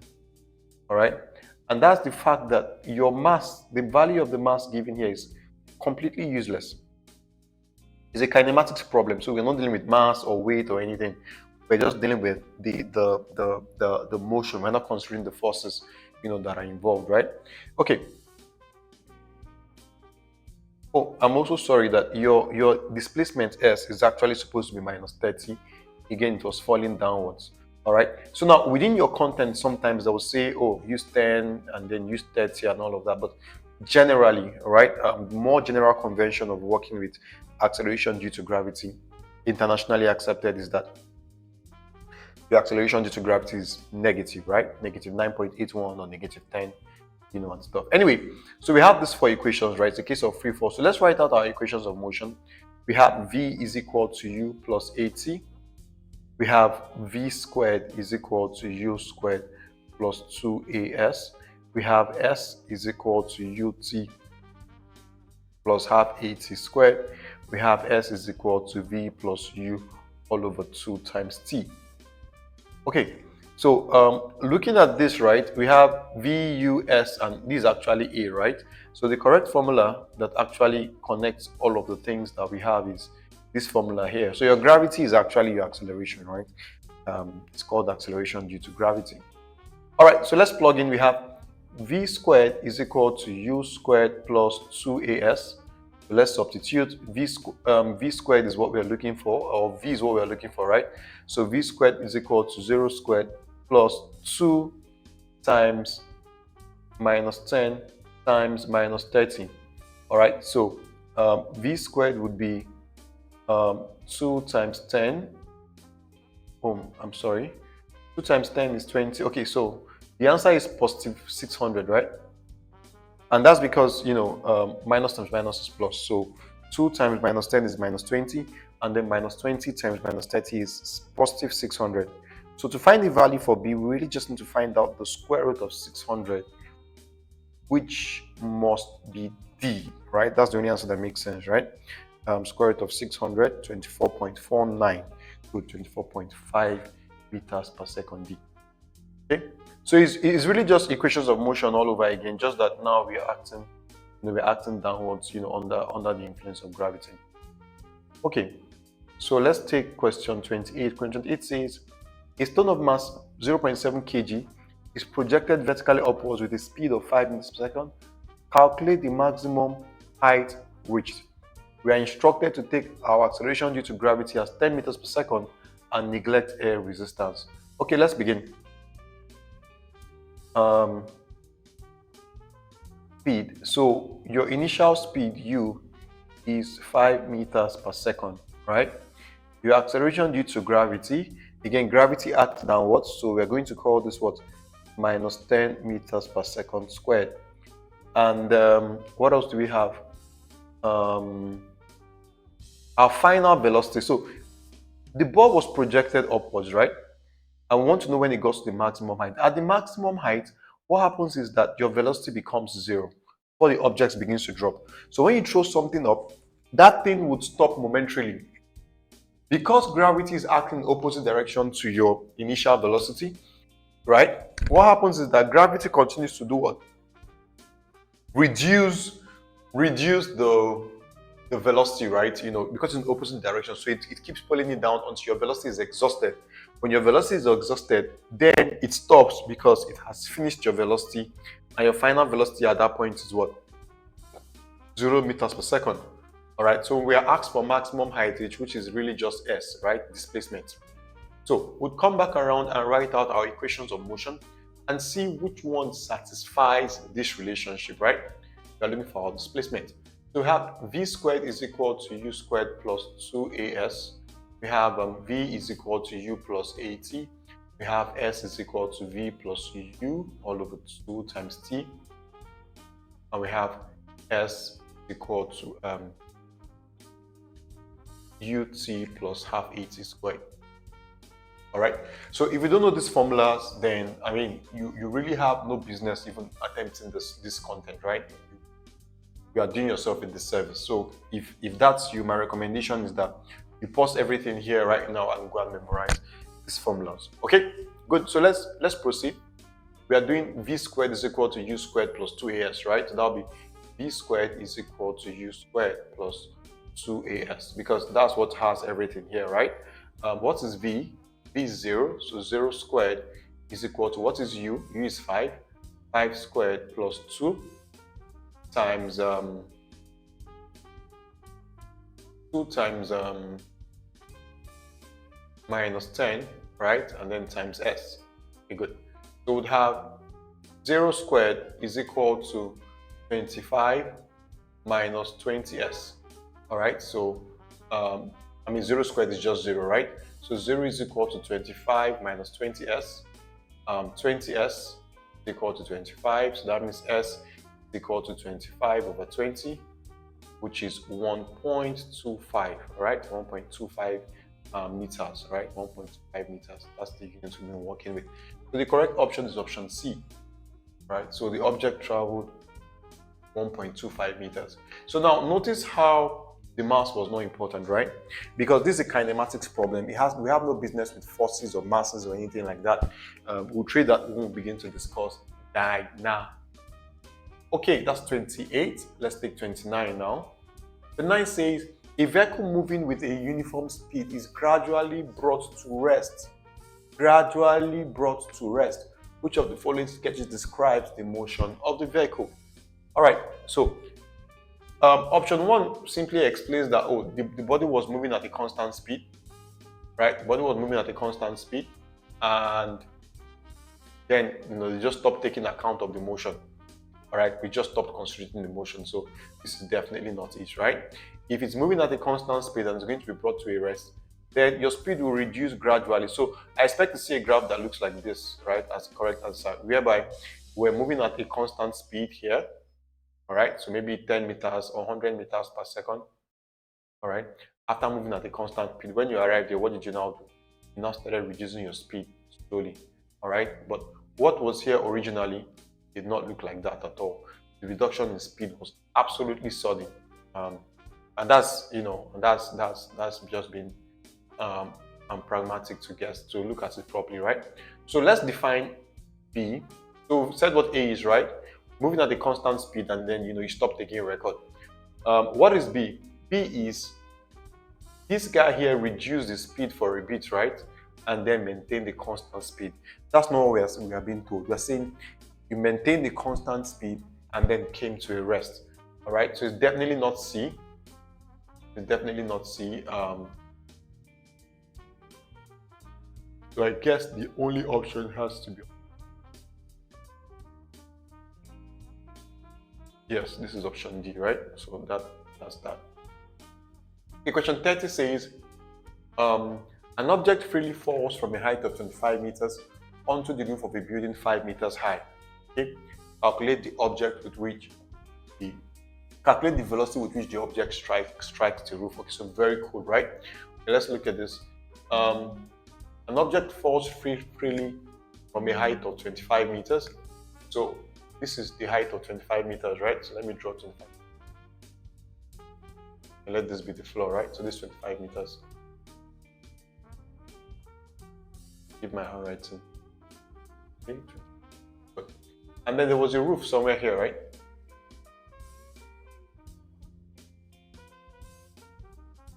Of a building. And the building is 5 meters tall.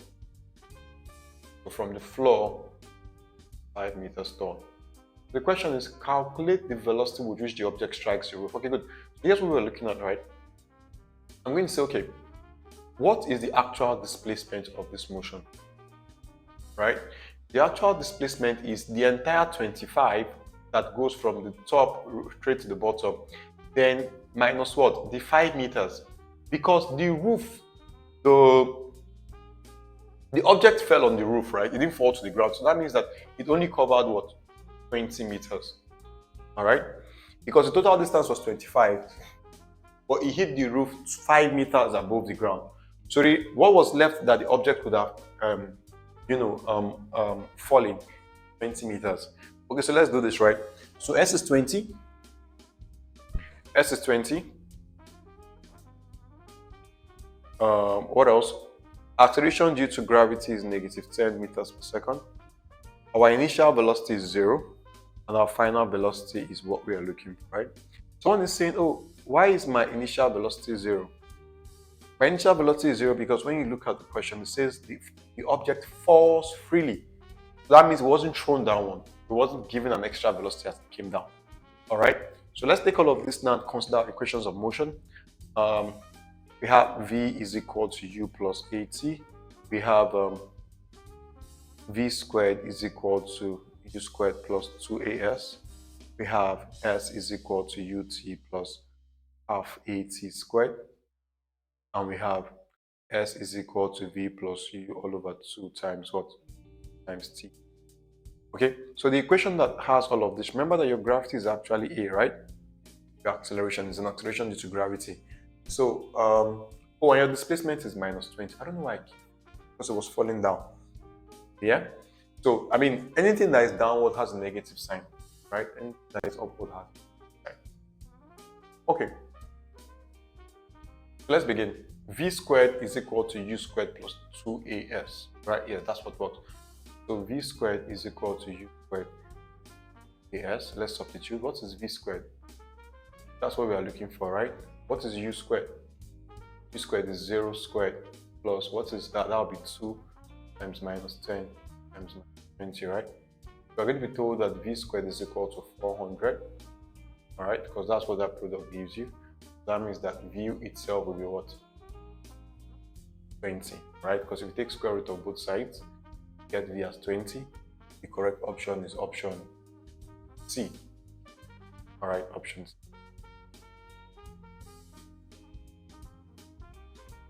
All right, let's consider 31. So this one, and notice it dropped from the top to the top. It takes 4 seconds for it to reach the top. I'll please guys on top. Okay, so it dropped from the top to the top. So if it drops, the time is that the initial velocity u is 0 meters per second, right? Because you know, it just dropped. It's not thrown down, there's no force applied. It doesn't have initial velocity, just released. Okay, right? Good. So next is we know that because of gravity, under the difference of gravity, our acceleration g is minus 10 meters per second squared. Alright? And his mind is slowing down, right? It takes 4 seconds to reach the ground, so we know that t is equal to 4, right? So calculate what? Calculate the height. Calculate the height. Okay, so this height is actually displacement, right? So just raise the s. Okay? Raise the s. Also, this g is also here, right? It's just between free fall and irregular directions of motion. Okay, so our displacement is also looking for the height. So let's start the equations of motion and see which of these equations are most relevant. We have v is equal to u plus at. We have v squared is equal to u squared plus 2as. We have s is equal to ut plus half at squared. We have s is equal to v plus u over 2 times t. Right? So therefore, equations of motion. You should know these equations like memorizing, right? If I forget them, just take time out of content and go and write it, until you know, right? I mean, because you really have to know stuff. The equation that links our u, g, z, and s, right? It's this equation here because g is g and s is the equation that you. Okay, so substituting, so we have s is equal to ut plus half at squared. S which is also equal to u times t, that's 0 times 4 plus half times minus 10 times 4 squared. So just plug in the values we have, right? So 0 times 4 is 0, right? So s will become equal to half times minus 10 times 16, right? So s will be equal to half times 10 times 5, and 5 times 16 is minus 18 meters, right? Minus 18 meters. So the correct option is D. Now the reason why we have minus 80 for s is because it's falling down, right? So the distance is negative. Remember, the distance is negative, right? Yeah, so the distance is negative. Or basically, we're looking for the magnitude of the distance. That's option D. Alright, that's question 31. Okay, that's question 32. Another is from rest at height to 5 meters. Calculate time it takes to fall to the ground. Another is from rest, right? So that's some heights, right? Actually, height to 5 meters, right? So this height is to 5 meters, that's just and it's released from rest. Okay. Released from rest times that the initial velocity u is 0 meters per second, right? Because it's not dropped down. It's not even an initial velocity, just drops or released. So that means that when it was released, the initial velocity was 0. Right, so we know that acceleration due to gravity, the work on the ball in free fall is g is minus 10 meters per second squared, right? And then we have to find t. So in our variables, s is equal to minus 25 meters, y minus 25 because the ball is falling down, right? U is equal to 0 meters per second, g is equal to minus 10 meters per second squared, and then t, we're trying to find t, right? So what equation needs all this? Let's find the equation of motion we have. V is equal to u plus at, v squared is equal to u squared plus 2as, s is equal to ut plus half at squared, s is equal to v plus u over 2 times t. Right, s is equal to v plus u over 2 times t. Okay, so let's substitute in which of our equations first of all, what's the before variables we have to work with, and that's this one, right? So that's that. So let's substitute in, we have substituting in, we have s is equal to ut plus half at squared. So let's sub in. We have minus 25 is equal to 0 times t plus half times minus 10 times t squared. All right, so times t squared. So we'll have minus 25 is equal to, well, this will cancel out, right? We'll just have 1 over 2 times minus 10 times t squared. All right, so we'll have, I can't reduce this, right? 2 in minus 10 is 5, minus 5 rather. So we'll have minus 25 is equal to minus 5 times t squared. Divide both sides by minus 5. We'll have 5 is equal to t squared. I can take square root of both sides. I'll end up with what?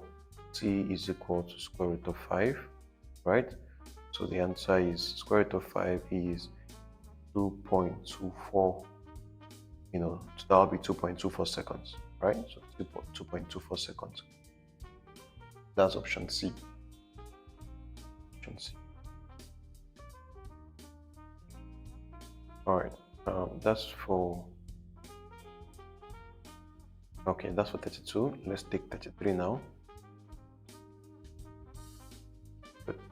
33 says an object of mass 2 kg moves the uniform speed for 5 seconds. Uniform speed of 10 meters per second for 5 seconds. Determine its acceleration. Alright, so it moves with the uniform speed. Uniform speed means constant speed, right? So the speed does not change, right? It maintains the speed for 5 seconds along a straight path. This also means that what? Direction does not change,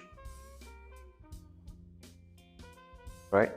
So acceleration by definition is changing velocity. And velocity has two parts, right? Velocity has two parts. Is a vector. It has both magnitude and direction. So that's the magnitude of direction of velocity is just the speed, right? So how fast is it moving and then the direction. So the question is saying this, right? That it's going at uniform speed. So magnitude of the speed does not change, right? Because it's maintaining the same speed, right? It doesn't go faster or slower, uniform speed. And then along a straight path, so the direction also doesn't change, all right? So that means that if the speed doesn't change, direction doesn't change, that means that it's not changing velocity, right? And if it's not changing velocity, that means the acceleration is what? 0 meters per second.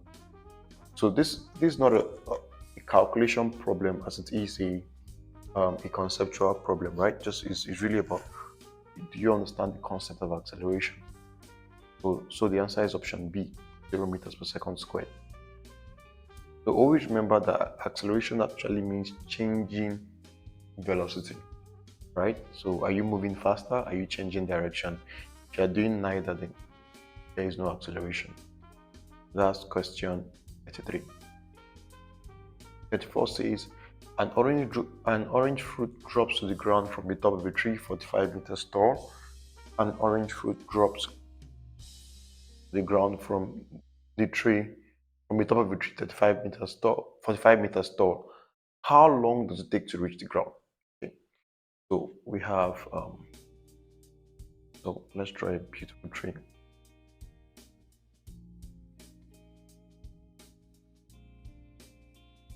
Let's draw a beautiful tree.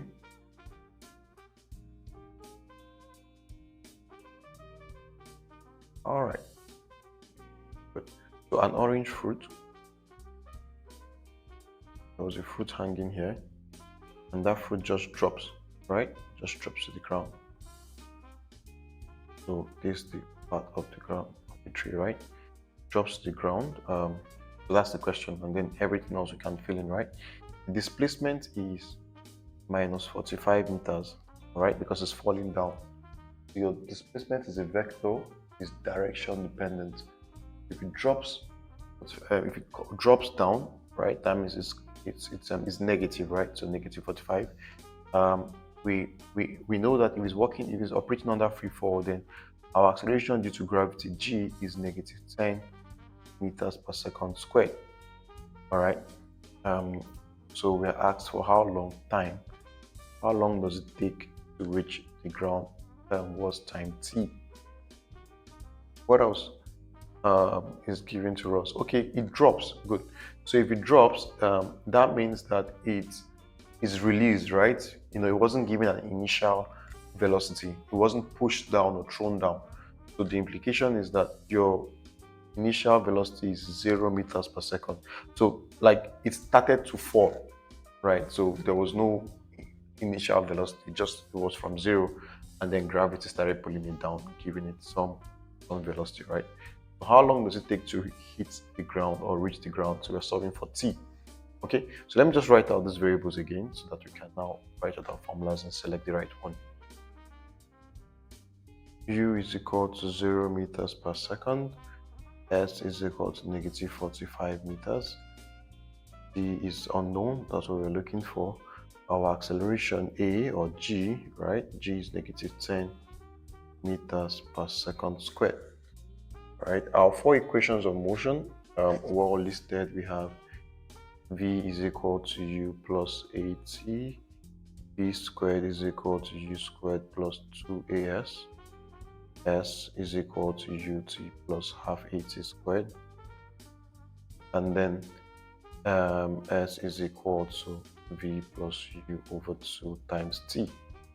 Okay, so okay, so the equation that has the variables we need, right, is equation 3 as I've written it here. So we'll just substitute. S is equal to ut plus half at squared. So S is negative 45, so negative 45 is equal to u, which is 0, times t plus half times minus 10 times t squared. Negative 45 is equal to, this would cancel out, right? 0 times t will cancel out. Just half times negative 10 times t squared, right? So I could choose to multiply both sides by 2, right? To cancel out or cross multiply. Or okay, fine. Let me just do this, right? Let's cancel out 2 and 10, negative 10. I have negative 45 is equal to if I cancel that out, I'll just have negative 5t squared, right? So I divided, the minus 10 by 2. Okay, so dividing both sides now by negative 5, dividing both sides by negative 5. I'll get 9 is equal to t squared. Solving for t square root of 9, that means that t is 3 seconds, right? So t is equal to 3, the answer is C. Okay, so again, I tried to draw it or describe it and listed out my variables carefully. Then I listed out the 4 equations of motion and then now picked out which of them actually helps me solve my problem, right? So it's in all of this, it's important that you are very conversant with the 4 equations of motion, right? Take out time to master it if you do not yet know it, right? But it's not something that you should be going back and forth when you need it. No, that's completely unacceptable, right? You must learn it. So take out time to learn it outside of problem solving. When you've mastered it, then you can come back to problem solving. Okay, that's it for 34. Let's take on 35 now. 35 says, during the same time interval, it is observed that the train travels the same distance as does a lorry. It is observed that the train travels the same distance as does a lorry. Then the two vehicles have the same average speed, B, right? Average speed. Average speed is what covers a particular time interval, right? So maybe if you say over 50 seconds, right? They both cover 100 meters, and they have, for that section of the journey, they have the same average speed, right? Now, why don't they have the same average velocity? You see, because this guy here did not say displacement. All right, if this guy had said displacement instead of distance, then we would have taken average velocity, because what this implies is the magnitude. They could have been going in different directions, right? So for instance, one could have, so let's go back to assuming 100 meters in 50 seconds, right? The train could have been going in this direction and covered 100 meters in 50 seconds, and then the lorry could have been going in this direction and then also covered 100 meters in 50 seconds, right? So that's what's being described here. They didn't say they had the same displacement. If they had the same displacement, then they would have had the same direction as well as what? The same direction as well as the same speed, right? So that would have meant, of course, that okay, it's average velocity. So please don't misplace the two. Average velocity has to do with displacement over time. Average speed, which means, average velocity has to mean here displacement over time, which would mean that you have the same magnitude, all right, as well as the same direction. But average speed just means you have the same magnitude, So that's why we're going with average speed. So the correct option is option B for question 35. All right, so 36. 36 says, how far will the body move in 4 seconds if uniformly accelerated from rest at a rate of 2 meters per second? Right, so how far will the body move? Okay, so let's break this down. How far will the body move? That's the question, right? That is what we are looking for, and that's your displacement. All right, so we've been asked what would the displacement be in 4 seconds. T is 4 seconds. If uniformly accelerated, so from rest. So from rest means it starts from 0 meters per second, right? So your initial velocity is 0 meters per second. And then accelerated at the rate of what? 2 meters per second squared. Those are the 4 variables you've been given. What we then need to do, of course, it's the case of uniformly accelerated motion, right? So we need to try to drag out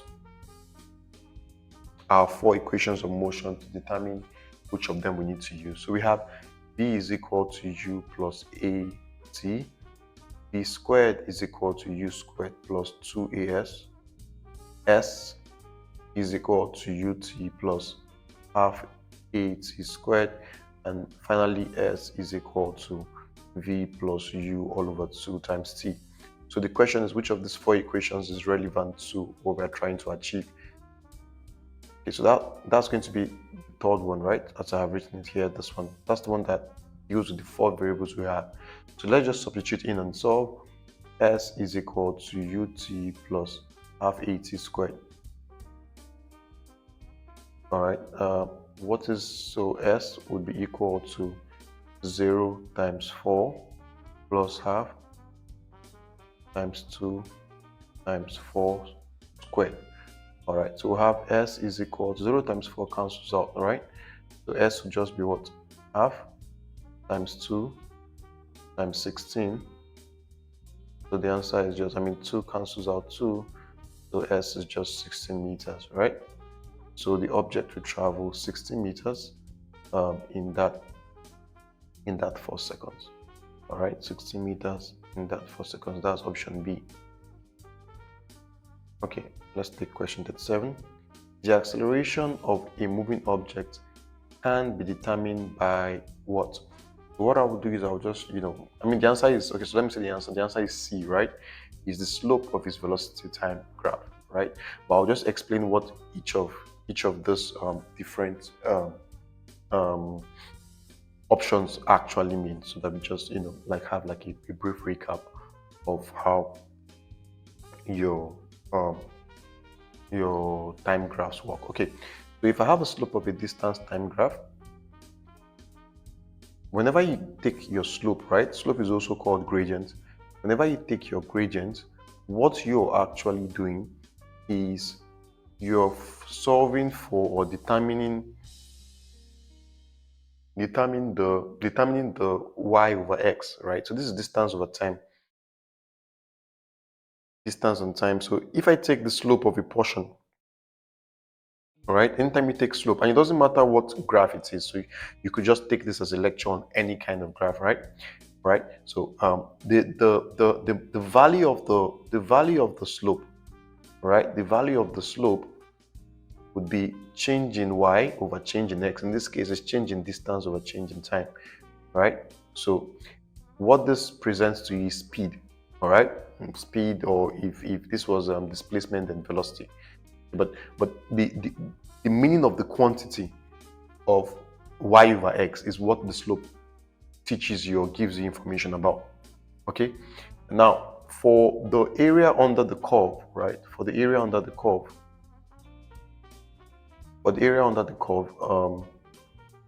that's this region here. Sorry, let me just.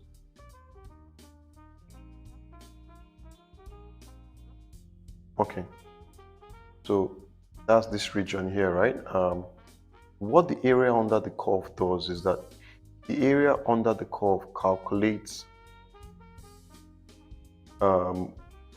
what y times x is supposed to be. So in this case, area under the curve would calculate whatever distance times time is supposed to, whatever quantity this is. And distance times time doesn't, produce any quantity that is, it's generally familiar. So that's why the area under the curve of a distance time graph is really not useful to us, at least at the level at which we discuss time graphs. All right, but basically that's what it does. So for instance, if you're given a graph of, I'm going to use something a bit random, right? if you're given a graph of, let's say you're given a graph of mass against acceleration, right? Whatever, and you have a system that for some reason the mass is varying and the acceleration is varying, right? The area under the curve would give you what? Mass times acceleration, which is force. So the area under the curve means force, but the slope would be what? Your slope would be mass over acceleration, whatever that quantity represents, right? Mass over acceleration will be the slope. If you have force against time, and I think I saw this, right? If you have force against time, I think I saw this in a problem actually, right? If you have force against time, then what the slope of this would give you would be what? Slope would be f over t, change in f over t, change in t, right? So whatever quantity that means, all right? But the area under the curve would mean area would give you the quantity or whatever what force times time represents, all right? Which is, I think force times time is impulse, right? Yes, force times time is impulse. Or yes, force times time is impulse, which is also equal to change in momentum. Anyway, what I'm saying is that the area under the curve will give you the quantity of force times time. So just remember that, because it doesn't matter what relationship it is. All right, area under the curve would always be y times x, but slope would always be what? Y over x. Okay, so moving on from that, we've established why a and b are not the answers, because neither for a distance time graph, right? Neither the area under the curve nor the slope of the curve gives you the quantity for acceleration. Okay, so now let's go to our velocity time graph. If I have my velocity time graph here, let me draw this velocity time graph. This is v and this is t, right? I have my velocity time graph here.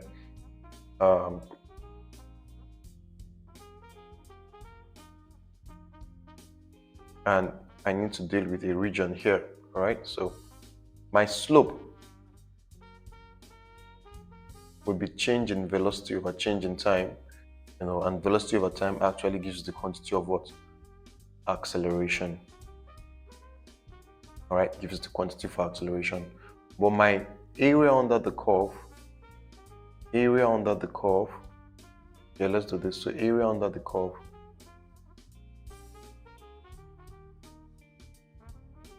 is going to be what?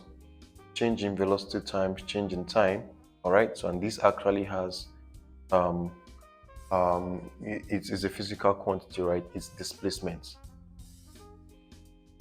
That's why whenever I want to find your displacement on a VT graph, you take the area under the curve. All right, so again, I hope I've been able to help you generally, beyond just this particular question, right? So but the correct answer is C, because the slope of a velocity time graph is acceleration. All right, okay, that's question 37. Let's take question 38.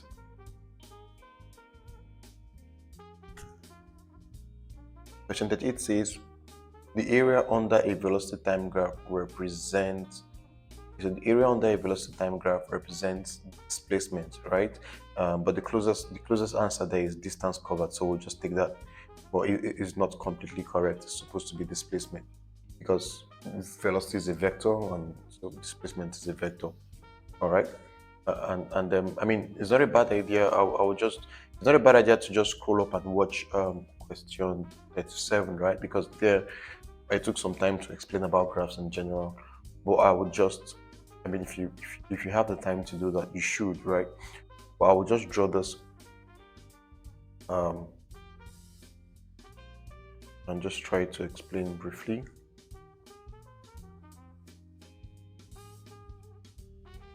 Okay, so under a velocity time graph, so if I have a velocity time graph, right? This is my B and then T, right?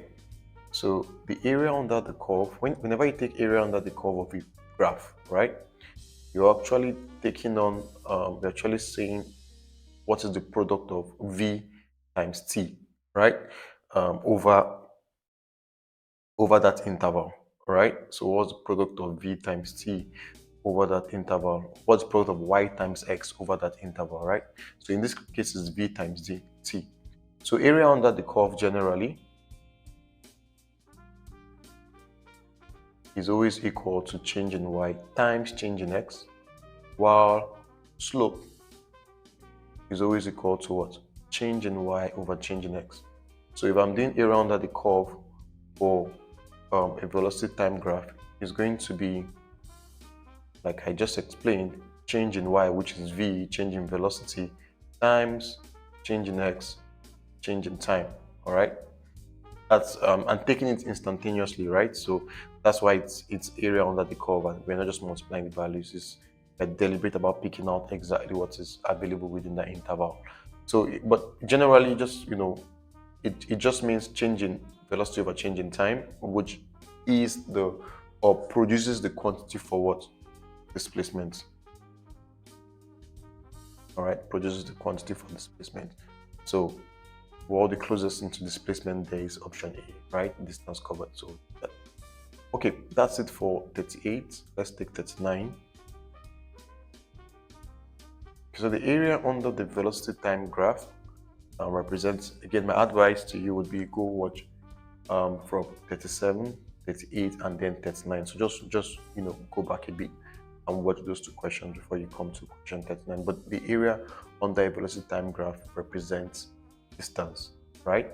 It actually represents displacement. Sorry, it actually represents displacement, but the closest thing we have here is distance. So I'll just take that.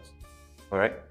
So whenever you take area under a curve, right, you're dealing with change in y times change in x. So slope presents change in y over change in x, but then area represents what? Whatever quantity that y times x represents. So in this case, your y is velocity, right? So velocity times time, which is what? Displacement.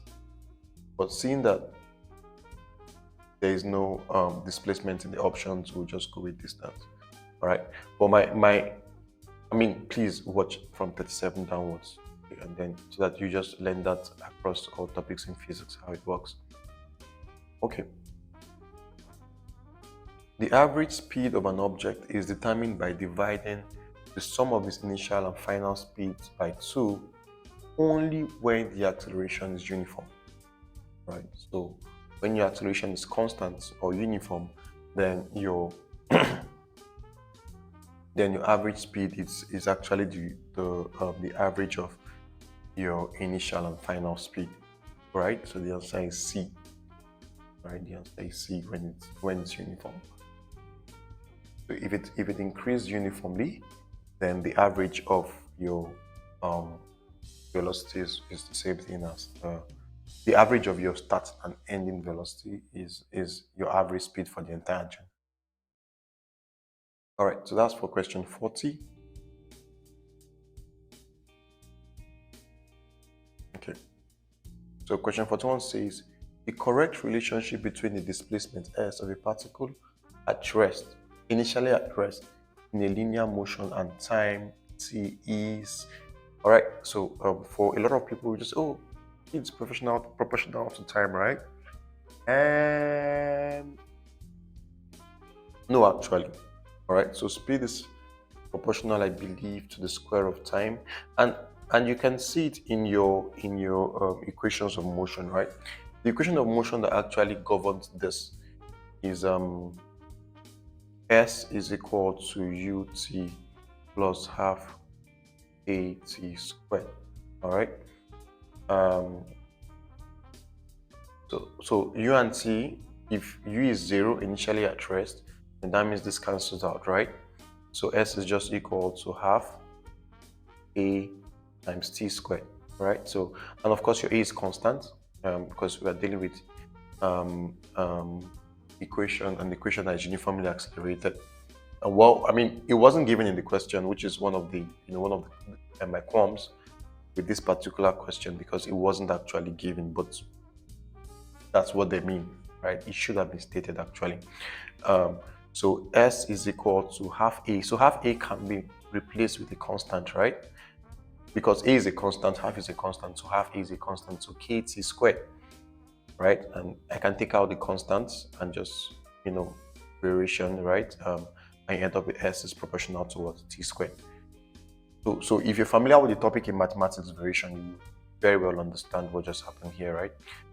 That if it's the product of some constant value times t squared, then that means they are directly proportional. So S is proportional to t squared, not t. And again, we are playing on your equations of motion, right? So that's why, like, one cannot overemphasize that your equations of motion is properly and thoroughly dealt with, right? Properly and thoroughly dealt with. That's it for 41. All right. Question 42 says, the diagram below illustrates a velocity time graph. Determine the distance between x and y. All right. So here's the diagram. It's a VT graph, right? Distance on a VT graph, we get our distance or displacement by finding the area under the curve, right? Area under the curve, right? Or area under the line, or under the graph, right? So that's the area under the graph, not technically curve. Okay. So let's do this, right? So that means that if it's between x and y, we'll be consulting this region. All right. So it's this region. This area here is what defines the volume, right? This area being shaded, right? I'm sorry, is what defines the area under the curve, right? And which is what will give us the displacement. Okay. So that shape is a rectangle. We have to deal with a rectangle. Okay. So it's a rectangle, and the area of a rectangle is length times breadth, right? Or base. Okay, so what's our length? Our length is, or height, length. Okay, so it's between 0 and 40, right? So it's this. This is your length. Okay, so from 0 to 40. So that is 40. That's 40 meters per second. All right, 40 meters per second. And then my base is between 4 and 8, right? So my base is between 4 and 8. So 8 minus 4 is 4, right? So that's 4 seconds. All right, so multiply that by 4 seconds, we would get 160 meters. All right, so the distance is 160 meters. The distance that was covered in this region, 160 meters. Okay, and so it's just a very simple strategy, right? If you were asked to maybe find the distance covered or from y till the object came to a rest, right? So that would be this triangle here, right? So you just need to find the area here needed to find this distance, the distance covered here. You need to find the area here. You would have had to do, for a triangle, right? Area of a triangle. And also here initially, when it was also accelerating, right, you would have had to do the same thing, the area under this triangle here. So the area for each part gives you the distance covered in that region. All right. The reason why the one we needed between x and y was a rectangle is because, well, it was a region of constant velocity, right? You would notice that in that region the velocity was constant. Here, right? The velocity was constant. So basically, if I were to write this in words, the vehicle, the truck, whatever, maintained a distance of 40 meters per second for 4 seconds, right? So it's just to multiply that out and get how much distance was covered in this region of uniform velocity. All right. So that's it. Area under the curve. Area under the curve does that. I think for question 37, 38, I did a bit of teaching on that. So if you're still not clear or you probably just want some extra information, you can go back to 47, 48, 37, 38 rather. Questions 37 and 38 to see what we did there. Okay, anyway, for question 43, we have the diagram below illustrates the velocity time graph of a body. All right, illustrates the velocity time graph of a body. Calculate the distance covered by the body during the motion. Okay, so this is asking us to calculate the distance covered by the body during the motion. Okay, so on a velocity time graph, the way you calculate the distance covered, the displacement covered, is that you find the area under the curve, right? So you will need to find the area under the curve, and there are two regions here. Okay, so there are two regions here. It started with constant velocity. As you can see, you have a constant velocity of 4 meters per second, and then you now have an acceleration in other region here. All right. So for the region of constant velocity, I would just put some use a marker on it just so that so that's this first region, right? So for the region of constant velocity, to find the area under the curve, we would be dealing with we would have to find the area of the rectangle, right? Because the rectangle that the curve represents, okay? And then for the region this way, right? The second one, for this region, you can see that the object was accelerating, right? Because you can see the velocity is increasing. So that produces this nice trapezium here, right? So the job now would be, okay, let's calculate the area under, let's calculate the area under the area of the trapezium, right? Which is what represents the distance, right? Covered. Okay, good. I did a prelim on this on question 37 and 38, so you might want to just go back to watch that. Okay, here we go. Let's begin. So there's region A and there's region B. All right, and there's region B. For region A, to find the area under the curve is a rectangle. All right, so for region A, we are dealing with a rectangle, right? So it's a rectangle, and the area is going to just be length times or length times breadth, right? Or length times width, which would be, what's my length here? My length is, or I'll take this as my length. So it's between 0 and 4, right? So between 0 and 4, that means that my length here is 4 meters per second, right? And then my breadth here, between 0 and 4 also, is 4 seconds. So to find the area, it's going to be 4 meters per second times 4 seconds, right? So that just gives you 16 meters. 16 meters, right? So the area covered in the first region is 16 meters. Now for region B,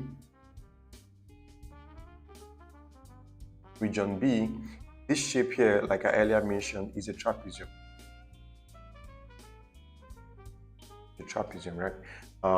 And the formula for area is A is equal to 1 over 2 brackets B1 plus B2 times H. Okay, so half times the sum of the bases times the height. Okay, so let's specify our variables, right? So this is a trapezium that has been bent on one side, right? So like normal standing trapezium would have the bases up and down, right? So usually you see something like this, like a regular trapezium, right? Something like this. But the way this one is, it is on the side. So if you look carefully, you realize that here, like this, right? This is the first base, and here is the second base. So the bases of the trapezium are the parallel sides, right? The pair of parallel sides, right? So base 1 and base 2. So for here, base 1 is 4 meters per second, and base 2 is what? Base 2 is 10 meters per second, right? So we are reading from the y-axis. And then this is our height here. Our height is now here, right? And that's the distance between 12 and 4 seconds. All right, so this is the distance or the time between 12 and 4 seconds, right? So this is going to be 8 seconds. So base 1 is 4, base 2 is 10, and then the height of the trapezium is 8 seconds. So that means that the area is going to be 1 over 2 bracket 4 plus 10 times 8. Okay, if I solve this, I'll end up with half times 14 times 8, which is basically just 14 times 4, which is 56. All right, so 56 meters. Okay, so from region A, we had region A as 16 meters.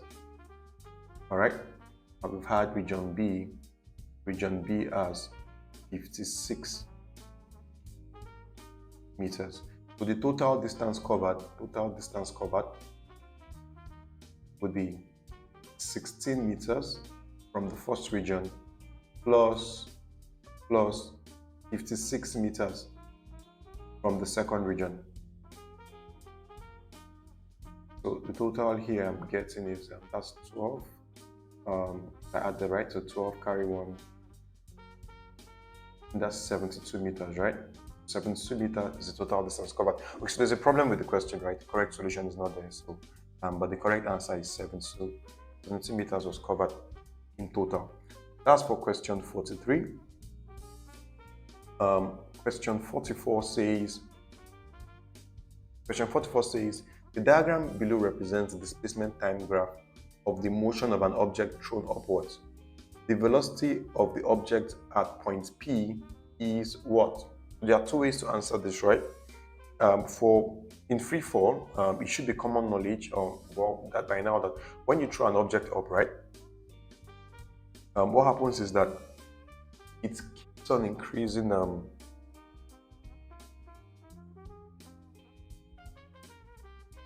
It keeps on increasing, reducing velocity, right? Because you give it an initial velocity, u meters per second, usually use u to represent that. But then acceleration is acting downwards, right? So acceleration is acting downwards. So you have g acting downwards, right? Meters per second. Okay. So what happens is that your acceleration that is acting downwards, opposites, keeps on reducing the initial velocity that you gave to it, right? So you gave it an initial velocity u, but then your acceleration is acting downward. So it keeps on reducing the initial velocity, reducing until it gets to a maximum height. At that maximum height, the initial velocity has been exhausted. All right. So your velocity at that point is what? Is 0 meters per second. Okay. So the velocity of the object at maximum height, the velocity of any object at maximum height, like when it's under free fall, right? When you throw it up, the velocity at the maximum height before it starts to fall is 0. All right, so it hits 0 velocity, and then what happens is that the gravity now begins, of course, continues to pull it down, right? At that point, so it has hit 0, and then gravity now gives it a negative velocity. What does that mean? It begins to pull it down, so it begins to come down. It begins to come down at a negative velocity. So when the object was going up, it had a positive velocity, and then gravity exhausted the velocity, all right? And then it now started to bring it down at a negative velocity. So here's what's happening. Let me give like an illustration, right, of free fall. I hope this helps somebody. So let me do this as an illustration of what's going on during free fall, right? Okay, so we're gonna have. So this object. So let's say this object has an initial velocity of whatever 50 meters per second. Right? So this just drawing a sketch, right? This just represents height and all of that. It's not a canon representation, right? I'm just trying to illustrate something. Anyway, so initially, let's say your u was 50 meters per second, right? So as it keeps on going up, as the object continues its upward journey, because gravity is acting downwards, at minus 10 meters per second, right? Then what happens is that your u reduces, right? So as it goes up, your initial velocity, your velocity reduces. It was going up at 50, it begins to slow down, maybe it gets to 40, maybe it gets to 10, maybe it gets to, I don't know, 5, and then finally, it gets to 0. All right? So as it's going up, it's slowing down. All right? But then, even when it's here, gravity is still pulling it down. So what happens? It begins the return journey. All right, so it begins the return journey. Gravity begins to pull it down, and this velocity goes from 0 meters per second to minus 5 meters per second, then to minus 10 meters per second, then to minus 40 meters per second, then to what? Minus 50 meters per second, right? If it was projected right from the ground, then the velocity with which it was projected right from the ground is the same velocity it would hit the ground, but then a negative version of that velocity. All right, so that's what happens, and all of this happens because gravity is always what? Negative, always pulling the object back towards the ground. All right, so yeah, so the answer, well, is that at the maximum height, right, which is this, right, your velocity is what? 0 meters per second. That cannot be overemphasized. Okay, now we can also answer this question by looking at the graph and just remembering that on a distance time graph, your velocity is defined by your slope, right? So here you have a positive slope, right? So your velocity is positive, all right? But then you can see it begins to become less positive, right? The slope is getting smaller, all right, getting smaller. By the time it gets to point P, what's the slope of a horizontal line? All right, the slope of this line, a horizontal line, is 0. All right, your rate of change is 0. Your slope is 0 at the maximum height. Okay, so you could also answer it from the graph, either from the knowledge of free fall, like I just explained, or from the graph itself. That's for question 44. The velocity of the object at the maximum height when it's under free fall is 0. Okay, for question 44. All right, question 45 says the diagram below shows a speed time graph of a car. If the car covered a total of 600 meters in 25 seconds, calculate its maximum speed. Calculate its maximum speed. Okay, good. So we need to know what the speed is here, right? That's what our lookout is. We're trying to find this velocity. Describing the motion is that the car accelerated for the first portion here.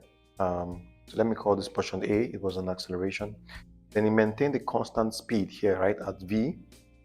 All right, maintain the constant speed for this between 5 and 20 seconds, right?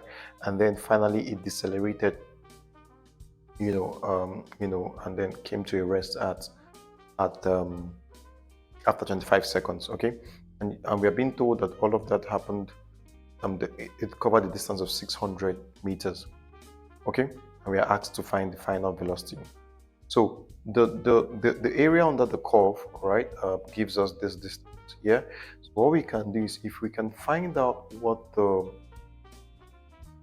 area under the curve is, right?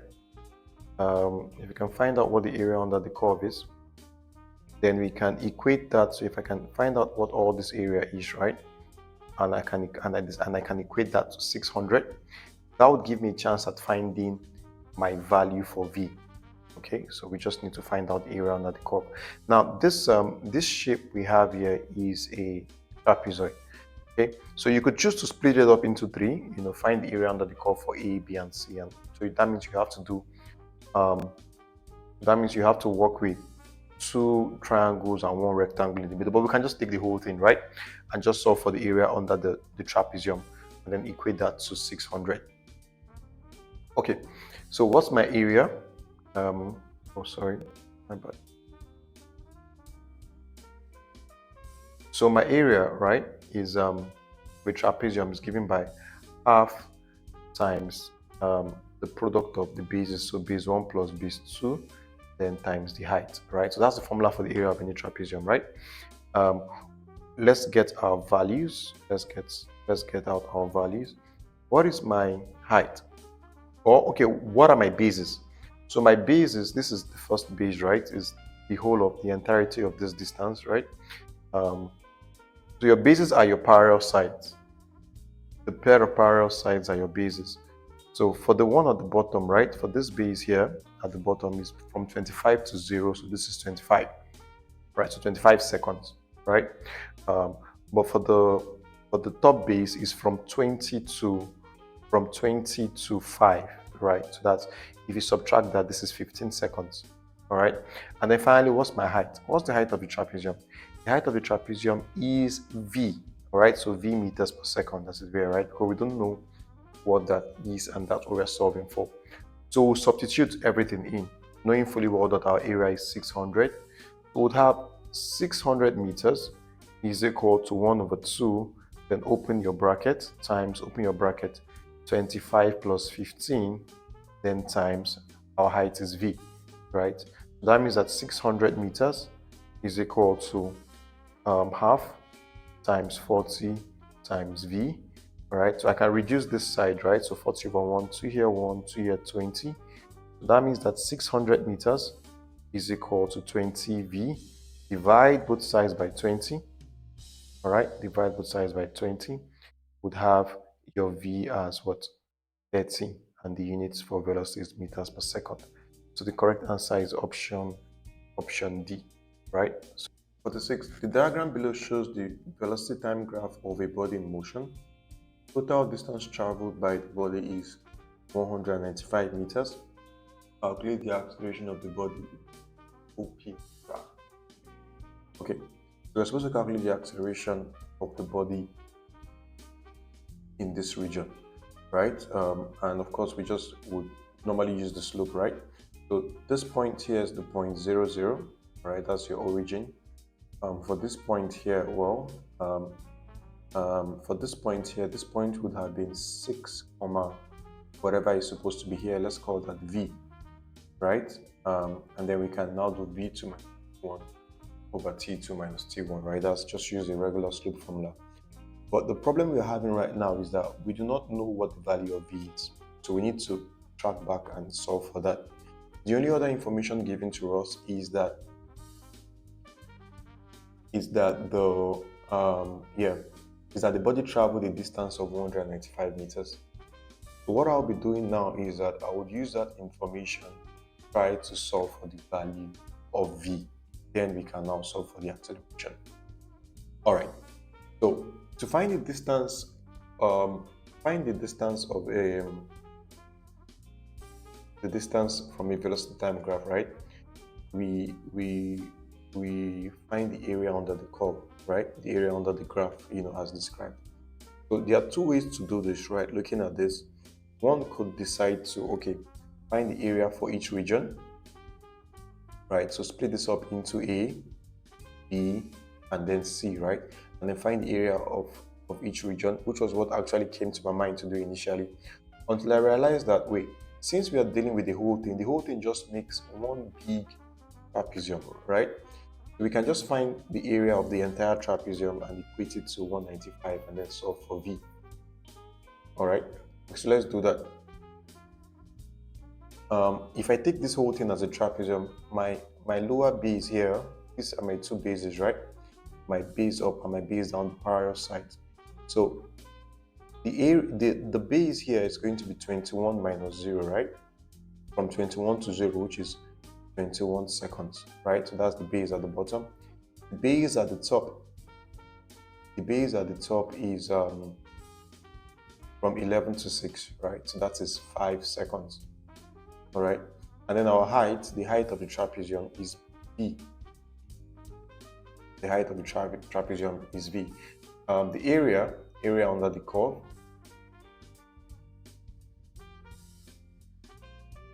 is, for a trapezium, is half bracket base 1 plus base 2 times the height, right? That will be 1 over 2 bracket.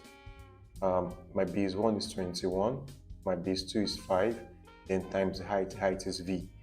All right? And we are told that this area is what? 195, so I can substitute 195 for the area. All right? So I have 195 is equal to half times 26 times V. 195 is equal to 13V. If I divide both sides by 13, I'll get V as what? 15. So the velocity here is 15. So I can just come back here and say, okay, no, but I'll just wipe off everything here, right? So I can calculate my slope.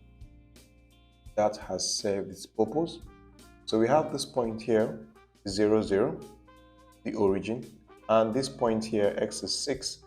That's your time is 6 and your velocity is 15, right? I've gotten the velocity to be 15. Formula for acceleration is change in v over change in t, right?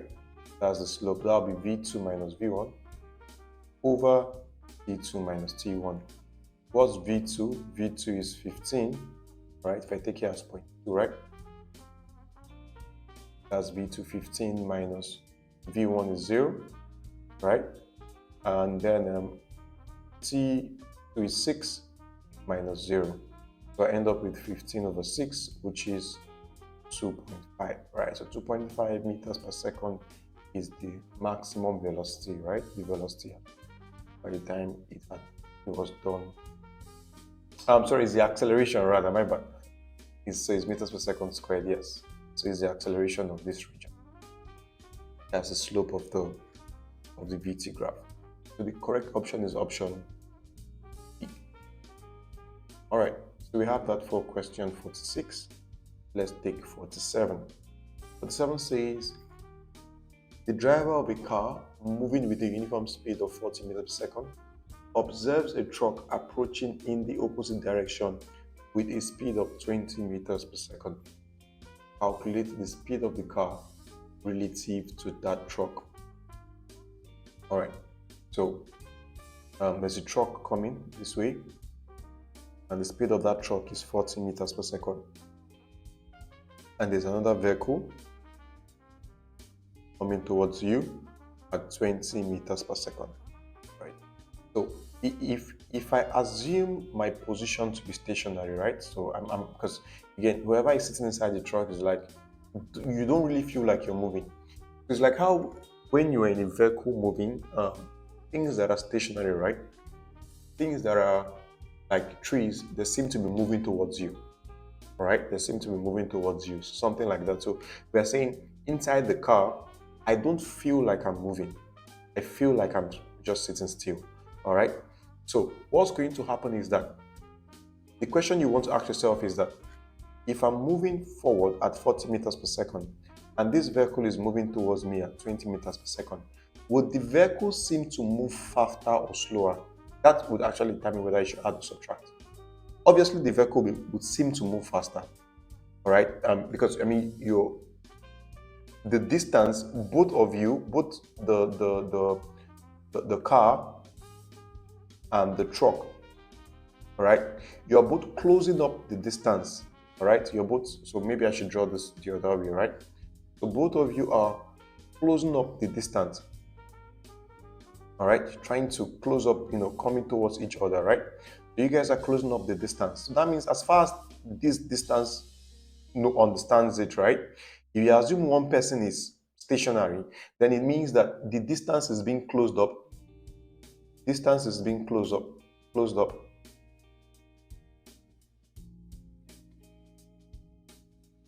At 60 meters per second. So that's why the vehicle will seem to be moving faster, right? Because whatever distance was between both of you, in each second you're covering 40 meters, the vehicle is covering 20 meters. I mean the truck rather, the other truck, the truck is covering 40 and 20 meters. So in total, the distance is being closed up, at 60 meters per second every second. All right, 60 meters per second. So the answer is C. Okay. Now, if you had a case where you were both going in the same direction, then the rate at which the distance between both vehicles would be closed up will be less. All right. So look at it. Let me draw the other scenario, right? Just for teaching purposes. If this guy here was moving at 40 meters per second forward, right, and the guy that was driving here, and then there's another vehicle that is also moving forward at 20 meters per second. Now, in each second, this guy moves 40 meters forward, right? So let's call this guy A, and B moves 20 meters forward. That means that this guy would only close up 20 meters on this guy. The distance between both of them will only reduce by 20 meters. Why? Because while this guy has tried to move forward 40 meters, this guy has also moved forward 20 meters. So that means that, whatever the distance was between them would only reduce by 20 meters. All right. So the relative speed would just be 20 meters per second, right? Because that's how the displacement or the distance between them is changing each second, all right? So when you're coming in opposite direction, your relative speed, increases because you're closing up the distance faster. Both of you are contributing to close up the distance. When you're both moving in the same direction, right? While one vehicle is trying to close up the distance, the other vehicle is increasing the distance. So you're closing up the distance, slower. Okay, that's for 47. C. For 48, the quantity of motion of a body is the quantity of motion of a body. Okay, so that will have to be its velocity, right? So if you want to quantify um, how fast the body is moving or how much motion a body is experiencing, right? I think the best variable to use to qualify that would be its velocity. All right, because when you say a body has no motion, that means it has no velocity, right? It's not moving at all, right? So all of this, or at least A, B, and D find kinematic realities, but D is the one that I think would be most appropriate, because when you say a body has no motion, it means it has no velocity. All right, so that's for question 8. All right, question 49 says the slope of a linear velocity time graph represents what, right? If I have a linear graph, just like it's a straight line, right? So if I have a velocity time graph, and then it's linear, that is that, okay, it's a straight line, yeah? Then the meaning is that my slope is constant. That's the meaning of a linear function. Linear function represents a function that has a constant slope. Constant slope, right? Is increasing at a constant rate. So what does that mean? A constant slope means the slope of this VT graph means acceleration. So this implies a constant acceleration, right? That's option D. Answer is option D, constant acceleration. Okay, that's on 49. For 50, the slope of a straight line displacement graph. The slope of a straight line displacement, I believe this is displacement time graph, right? Slope would represent a uniform acceleration, constant acceleration. So a displacement time graph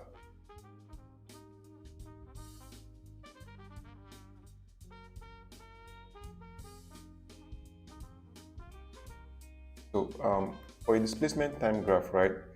The slope of this, of course, will represent change in y over change in x, right? So my slope, m would be change in displacement over change in time, right? So which is a quantity that represents velocity. The quantity itself represents velocity, right? But then now, if it's a straight linear displacement graph like this one, that means that the slope is constant. The slope on this region is constant at least. All right, so the correct answer is uniform velocity. So linear functions, right, straight line functions have constant slopes, all right, or constant rate of change. That's the idea. That's the reason why they're straight, because they're straight, because they're increasing at a constant rate. Okay, so since the quantity defines velocity, and that quantity is constant, so that means it's constant velocity. So just playing with that. So we have question 50. Let's take on question 51. The slope of a straight line VT graph. The slope of a straight line VT graph represents what? Uniform acceleration. That's A. All right. So because when you see a velocity time graph, once you hear slope, just know it's changing y over changing x, right? So if this is velocity and this is time, my slope would be changing v over changing t. Velocity over time represents what? Acceleration, right? But the fact that it's a straight line, all right, the fact that this is a straight line, right, means that the slope is constant. That's the meaning of a linear function or a straight line graph, right? It means that the rate of change is constant. If the rate of change is constant, then it implies that, the value that the slope represents is constant, which means constant acceleration, or as it's put here, uniform acceleration. That's for question 50. What now? 1. Let's take 52. The speed of an object in rectilinear motion. Speed of an object in rectilinear motion can be determined from the slope of a distance time graph. All right? Slope of a distance time graph. So whenever you discuss slope, right? Whenever you discuss slope, you're doing change in y, you're changing x, right? If I have this here, this line here, and I find the slope of this line, for whatever y represents, my slope would be change in y over change in x, right? Whatever that quantity is. But if I say area under the curve, all right? If I say area under the curve, again, whatever y is and then x is, right? If I say area under the curve, what this area of the curve under the curve would define for me the quantity that is y times x, right? Whatever y times x represents. So let's go by that. And you should, this works across graph, or it's not limited to distance time graphs. Okay, so the slope of a distance time graph would just mean what? Like we just explained, change in distance over change in time, right? Which is exactly what speed is, right? Distance over time is speed. Slope of a velocity time graph will be change in v over change in t, which is the exact definition for acceleration, right? So that's why B is wrong and A is correct. The area under the curve of a distance time graph would be, we just said area under the curve means y times x, right? So to be, the area will represent what? Y times x. So that will be distance times time, all right? But there's no quantity that, we are dealing with at this level that represents distance times time, right? So, it doesn't really represent any quantity that we are aware of. But the area under the curve of a velocity time graph, the area would be velocity times time, right? It's going to represent the quantity that is defined by y times x versus area under the curve. So velocity times time gives you what? Displacement. So as far as defining what the quantities mean, D means displacement, A means something we don't know, right? B means acceleration, so the correct option is A because A means, all right, A means it. So the understanding or holding on to this idea around what the slope means and the area under the curve means is very, very important and is very, very helpful. Okay, that's for 52. Let's take 53. The term rectilinear acceleration means the rate of increase is, means the rate of increase of displacement along a straight line per unit time, the distance along a rectangular path in unit time, velocity along a straight path in unit time, velocity along a straight line path in unit time. The correct answer is D. All right. Rectilinear means straight line, right? It doesn't mean rectangular, please, right? It doesn't mean rectangular. And then acceleration means rate of increase of velocity. So put that together, you have velocity along a straight path. All right, velocity along a straight line path. So rectilinear means straight line, right? Like when you hear a statement like, or the phenomenon of the rectilinear propagation of light, simply means that light travels in a straight line, right? So like that's something you would deal with in light, right? The propagation of light is rectilinear in nature, meaning that light only moves in a straight line.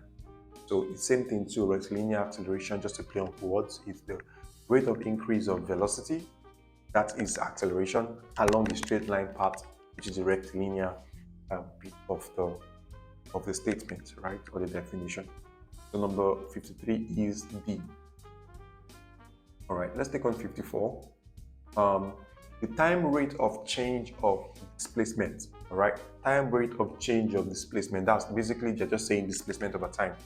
The displacement over time is known as velocity, right? So that's one of the base formulas for velocity, right? So let me define the others, the other options. Your acceleration is the rate of change of velocity with respect to time, right? So it's change in v or change in t, right? So not displacement and time. No, that acceleration is velocity and time. Impulse is given by, you do this in linear momentum. Impulse is given by force times time. All right. It's also equal to change in momentum, right? So very important formula. Okay. And then for speed is change in distance, all right, over change in time. So I think speed is the one that could have been a close call, probably could trick someone. But displacement is a vector, right? So that means that displacement over time would also be a vector, which is what? Velocity. All right. So when you define displacement, it carries within it the direction also, not just how much distance was covered. Both the distance and the direction defines displacement. So displacement is a vector, right? The vector. That's why when you do displacement over time, you would get another vector, which is velocity. But when you take distance over time, because distance is a scalar, you get a scalar. It's a scalar, right? So speed is a scalar because distance itself is a scalar. So the correct option is option A. That's velocity 54. All right, 55. The time rate of increase in velocity. So this is the exact definition for acceleration, right? The exact definition. Acceleration means how quickly am I increasing my velocity, all right? So that's why on the VT graph, the slope, which defines the rate of increase, is acceleration. The correct answer is acceleration. Force is the product of mass and acceleration, right? So acceleration. Or you could also define it as some people say push or pull on the body, that's several definitions, right? But momentum is the product of mass and velocity, right? So well, I define it as a destructive force of something, right? So something with a high mass and a high velocity will be very destructive. Anyway, we'll do that in linear momentum. And then speed. So speed is just the time rate of increase in distance, all right? Not displacement, distance, all right? So that's time rate of increase in distance is speed. But time rate of increase in displacement is velocity. Okay, so the correct answer is option A. Option A is because acceleration is the time rate of increase in velocity. All right, that's for 55. Let's take 56. 56 says, two positions of a body undergoing a uniformly accelerated motion are 10 seconds and 10 meters per second, 30 seconds and 50 meters per second on a VT graph. Calculate the magnitude of the acceleration. Okay, so we'll try to draw this. I have a VT graph and I have these 2 points to consider, right? How do I find my acceleration on the VT graph, you ask? You find your acceleration on the velocity time graph by finding the slope of the line, right? That's for a constant acceleration, which we have here. So we have the points 10, 10, all right? And then when we have 30 here we have 50. So that's this point here, 10, 10, that's the first point. And the second point is this point here, 30, 50, right? So this is the second point here, 30, 50. We're trying to find the slope of the line joining these 2 points, all right? So we're going to do slope is equal to change in, well, this is velocity and time, right? So change in velocity over change in time, which is given by v2 minus v1 over what? t2 minus t1. Okay, what's my change in velocity? Well, I went from 10 to 50, right? So that will be 50 minus 10, right? So v2, this position 2, so v2 minus v1. I find that. And then for my change in time is t2 minus t1. That's 30 minus what? 10. So we'll end up with 40, right? Yeah, 40 over 20, which is 2 meters per second squared. That's option C. All right, that's option. So just, V2, change in velocity over change in time, right? We'll have do this for you. That's for 56. let's take on 57. So two wooden blocks of the same dimension, one steel and the other wooden, are dropped simultaneously from the same height. If they fall freely, neglecting the air resistance, then what will happen is that the two blocks would hit the ground simultaneously. All right. So that eliminates option B and C. Then the question now becomes, why are they hitting the ground at the same time? Right? Why are they hitting the ground simultaneously? Is it because they have their dimensions as the same, or because they have the same acceleration? The correct answer is A. All right, they have the same acceleration. G. So here's the thing, right? Things like the weight or the dimensions, surface area, all of those things influence in the real world, right? Would influence your, how fast it hits the ground. But that's because those things actually either encourage or discourage the effect of air resistance, right? So if you neglect air resistance, they'll fall at the same time. Like if you drop a feather and you drop a bowling ball, right? They'll hit the floor at the same time, absent of air resistance.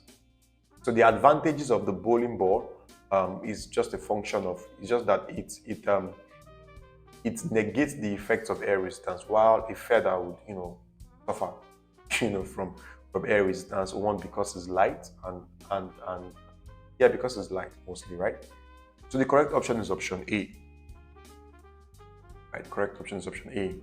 So let's see question 58 says, two cars, X and Y, traveling in opposite directions along the same highway at uniform velocities, 10 kilometers and 10 kilometers per hour, and 110 kilometers per hour and 90 kilometers per hour respectively, pass each other at a certain point.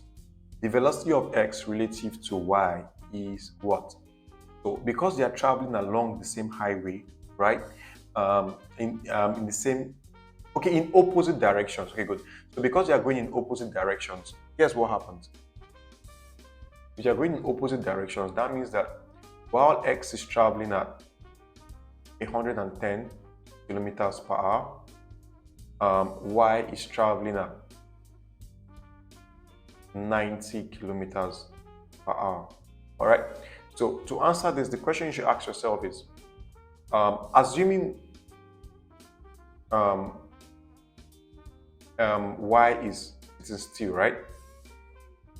So assuming the person inside Y, of course, when you're in the car, you feel like you're sitting still. So, that's why when you're traveling in a car, it looks like things are moving towards you, right? It looks like trees are approaching you. It's because even though you're moving, your brain doesn't just, respond to the fact that you're moving just as well, right? So you would feel stationary, right? You feel stationary. So what then happens is that it then looks like other things are moving. Anyway, that's the idea behind relative movement. All right. So yeah, so this guy is in car Y, is in vehicle Y, sitting still, or like he's sitting still. The question is, how is this distance between them being covered? So for instance, in 1 hour, right, what will happen is that the distance between both of them would reduce by what? Both 100 kilometers per hour and 90 kilometers per hour. Very important. All right. So the person coming from the left would would cover 110 kilometers in 1 hour, and the person coming from the right will also cover what? 90 kilometers in 1 hour. That means that in total, the distance would shrink between them now, would shrink by 200 kilometers per hour. So when you want to answer relative motion problems, right, you need to really ask yourself to say, what is happening to the distance between me and this other person, right? What's the sum total of all of our interactions, as it were, right? What's happening to the distance between me and this other person, right? And if you think about it clearly enough, you would see that what's happening is that in 1 hour, they would cover what? 200 kilometers. Now, that's different from a case where maybe, so the answer for this question, let me answer this first, is 200 kilometers per hour, right? Okay, good. But that's different from a case where maybe X is operating at 110 kilometers per hour forward, and then Y is now also operating 90 kilometers per hour in the same direction. What will happen here? What's happening to the distance? In 1 hour, x would have moved forward 110 kilometers, right? 110 kilometers. And then y would have also done what? Moved forward 90 kilometers. Y would have moved forward 90 kilometers. So what happens is that at the end of the day, right? At the end of the day, the change in the distance between both of them will just be what? 20 kilometers, per hour. Because in 1 hour, one moved forward 110, the other one also moved forward what? 90 kilometers. And so, that defines that. All right. Another thing that can help you to do this is maybe use a number line. Okay, so now I'm taking too much time on this question, just permit me to. And so this is the last way I'll explain it, right? So let's say this guy, this first guy here is coming from point 0, all right? And you're moving in 1 hour, you cover 110, right? So you move over here. And then this other guy is coming from point 400. In 1 hour, you move back 90, right?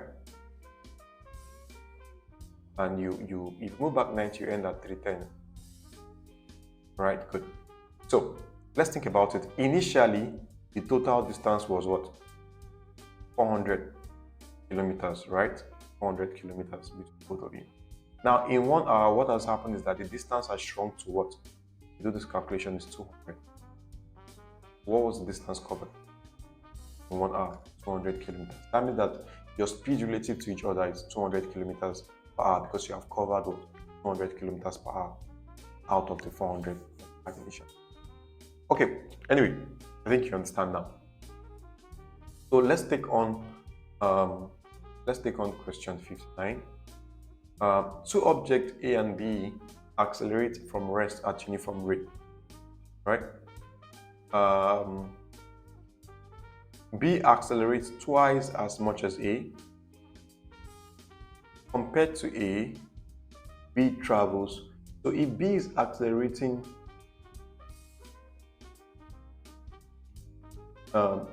twice as much as A, so let's see, what's the relationship between acceleration and displacement, right? Let's see our equations of motion and see if we can find the relationship between acceleration and displacement. So we have B is equal to what? U plus AT. S is equal to UT plus half AT squared. B squared is equal to U squared plus AS. And S is equal to V plus U over 2 times. Okay, good. So the clearest relationship, right, especially when you're accelerating from rest, is this. All right. So if I'm coming from rest, that means that S will be equal to 0 times t plus half AT squared, right? 0 times t would cancel out, or end up S is equal to half AT squared. All right. But they have the same time, and we're assuming the same time, right? And half is a constant. So basically, S is equal to what? A times A. S is equal to K times A. So by implication, that means that if it's twice as much, if it's 2A, since it's a constant relationship, right? That means it would have traveled twice as far. Twice as far. The correct option is option B. Right? And let's try this. Another thing I would do is I would plug in values. So let's just try random values. Okay, so let's say they both travel for 5 seconds. This is A and B, right? Travel for 5 seconds, 5 seconds, that's t, right? My initial velocity is 0, obviously. My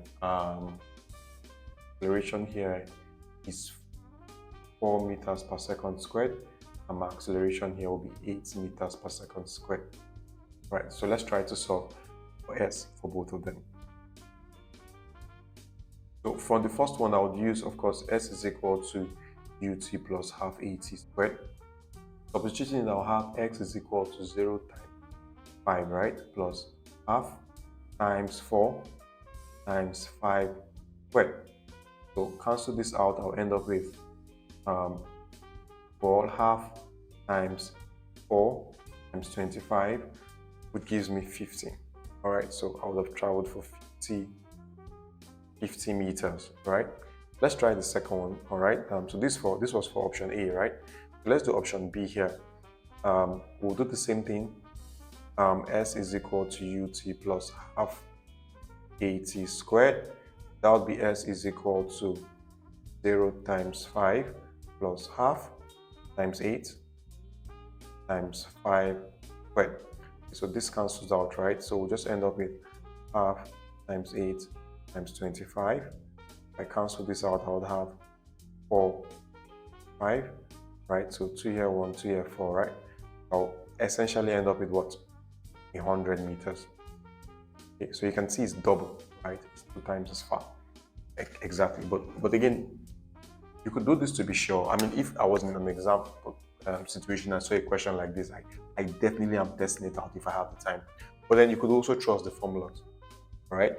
The relationship. So your S is directly proportional to your A if your U is 0, right? If your initial velocity is 0. Okay, so from question 6 it says, uniform speed occurs when there is an equal change in distance. All right, equal change in distance in equal times. That's C. Again, I can't emphasize enough, but your speed is the rate of change of distance, not rate of change of displacement. So what does this represent? So let's answer what this represents, right? So if your acceleration is changing, right, it's not a popular idea within the requirement of kinematics at this level, but when your acceleration is changing, it's called a drag. All right, so that means you have uniform drag. When your velocity is changing, equally in equal times, rate of change of velocity with respect to time is called what? Acceleration. So here you have uniform acceleration. Right, this is uniform drag because it's equal change of acceleration in equal times. Yes, and then for this you have uniform speed. Again, because your distance is changing, rate of change of distance with respect to time is speed.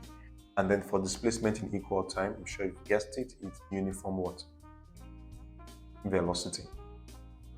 All right, so velocity is rate of change of displacement with respect to time, and speed is rate of change of distance with respect to time.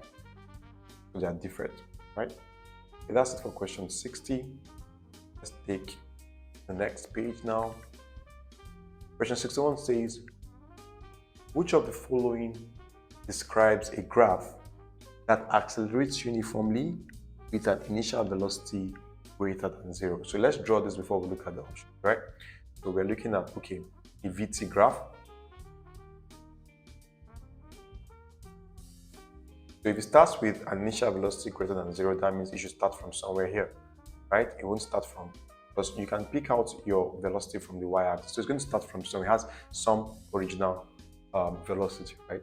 And then it now begins to what? Accelerate. So uniform acceleration on a velocity time graph will be represented by a line, right? A straight line. So we should expect to see something like this. Let's see. Definitely not option A, not option B. Correct option is option C, right? Correct option is option C. So what does A represent? A represents, yes, you start out with an acceleration that is not 0. All right, but then what happens is that you start out with a velocity that is not 0. I hope that's what I said. Anyway, you start out with a velocity that is not 0, positive velocity, but then you now do what? Reduce your velocity. So you decelerate. All right, you decelerate or you retard. All right, but uniformly do. All right, for question B, right? For B, what happens is that, of course, you start out with a velocity that is not 0, right? So, okay, let me clear the screen first. Start out with a velocity that is not 0, but then what do? You maintain that velocity. So your acceleration here is what? 0. All right. For C, what's going on is that you start out with a velocity that is not zero and you increase, right? You increase your velocity, so you accelerate. All right, so that's for question C. Let's take D. For D, what happens is that you start out with time.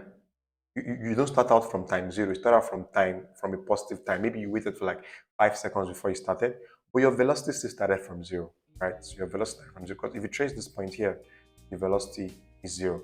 It's your time that you gave a time lapse, or you started at the positive time count. So the correct answer is option C. Okay, let's take 62. 62 says, which of the following equations represents the distance x traveled by a moving object on a straight road with a constant v? All right, so distance x traveling on a straight road with a constant speed. Okay. So this question is a bit interesting, right? Let's eliminate some options. So this is definitely not, A is definitely not correct. All right, because if you're traveling at a constant speed, it's u times t. All right, so it's u times t. You can't do away with your u, because you were not told that you have initial velocity of zero. So definitely A is wrong. A is not out of the question, right?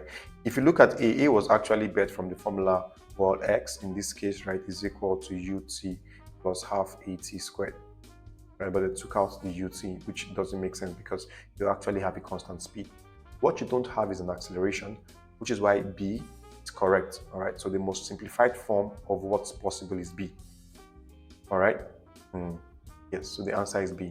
Now for C, one could argue that C is constant, just that A is zero, right? Because it's a constant speed. But then, what's the point of having A here if it's zero, right? So you could argue that C is correct, but the correct answer is B, because B has already factored in the fact that A is what? Zero. All right, so if I plug in zero for A because it's a constant speed, then all of this would cancel out, right? I'll end up with what? X is equal to U times T. All right. For D, so D is gotten from the formula V squared is equal to U squared plus 2AS, all right? And then one could argue that, if you do change of subject of formula, right? Let me change this to X, sorry, for displacement, right? Or distance. If you change, you would have, it's correct. This change of subject of formula is correct. You have V squared minus U squared is equal to 2A X. So that means that X would be equal to V squared minus U squared over 2A. All well and good, but the problem is that your A is zero. If I plug in zero here, right, then this whole thing becomes undefined. 2 times A is what? 2 times 0 is 0, right? So anything divided by 0 is undefined, right? So the correct answer is B, all right? Or I would say the most correct answer is B. You could argue for C, but then, it's not, you didn't exhaust the information that was given to you in choosing your answer, right? So the most simplified reality is B. Okay, so that's that for question 62.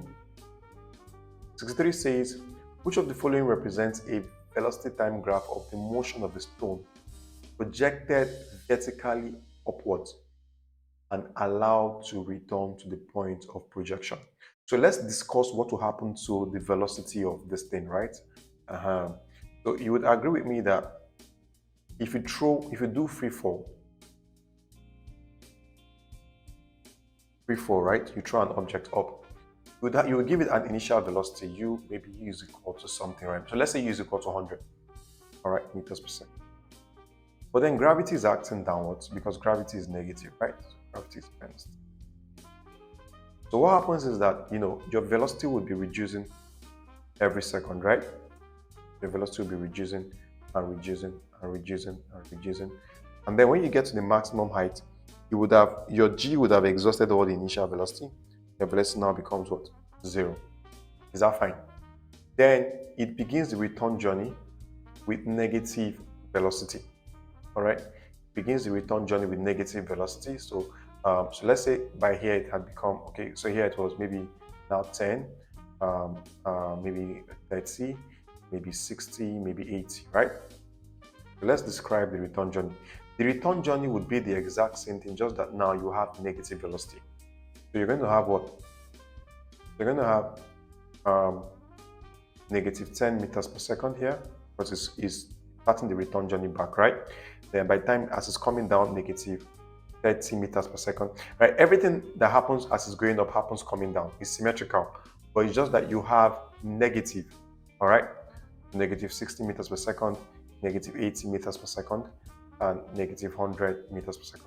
So the same speed with which it leaves the ground is the same speed with which it will come back, right? So if I represent this on a time graph, okay, here's what this is going to look like. I'll start out with some value, right? Start out with some value, 100, right? But then that velocity will drop and drop and drop and drop until it gets to 0. So this is my velocity, right? So my velocity has reached 0. And then what happens next is that my velocity becomes what? Negative.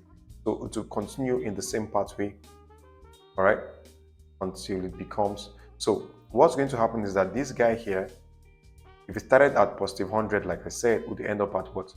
Negative 100. Okay, so this is what actually happens, right? But because for some reason within the curriculum that we're using, right, we don't consider negative velocity, right? I'll be surprised if I see this represented here. We don't consider negative velocity, or we only consider it when it's convenient, right? So what you would likely see on your graph for this particular the exam we're studying for, you would likely see this, because they'll call all of this, even the downward journey, positive velocity. So you would likely see something like this.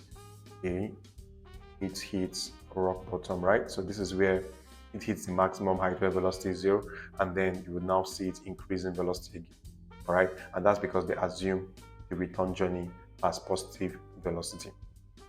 Okay.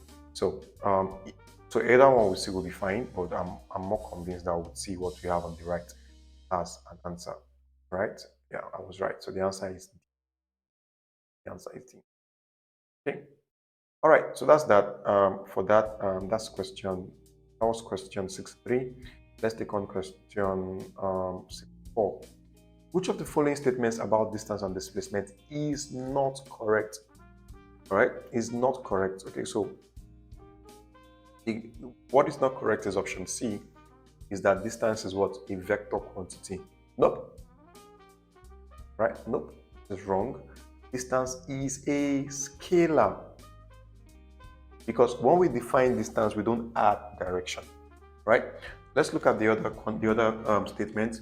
Does distance have a dimension L? Yes, it does, right? Both distance and displacement, all right? Is displacement measured in meters? Yes, it is, right? Measured in meters, and then you also add direction or sign, or your sign represents your direction usually, right? And the final one is displacement a vector quantity? Yes, it is. All right, because unlike distance, your displacement also takes into cognizance your direction.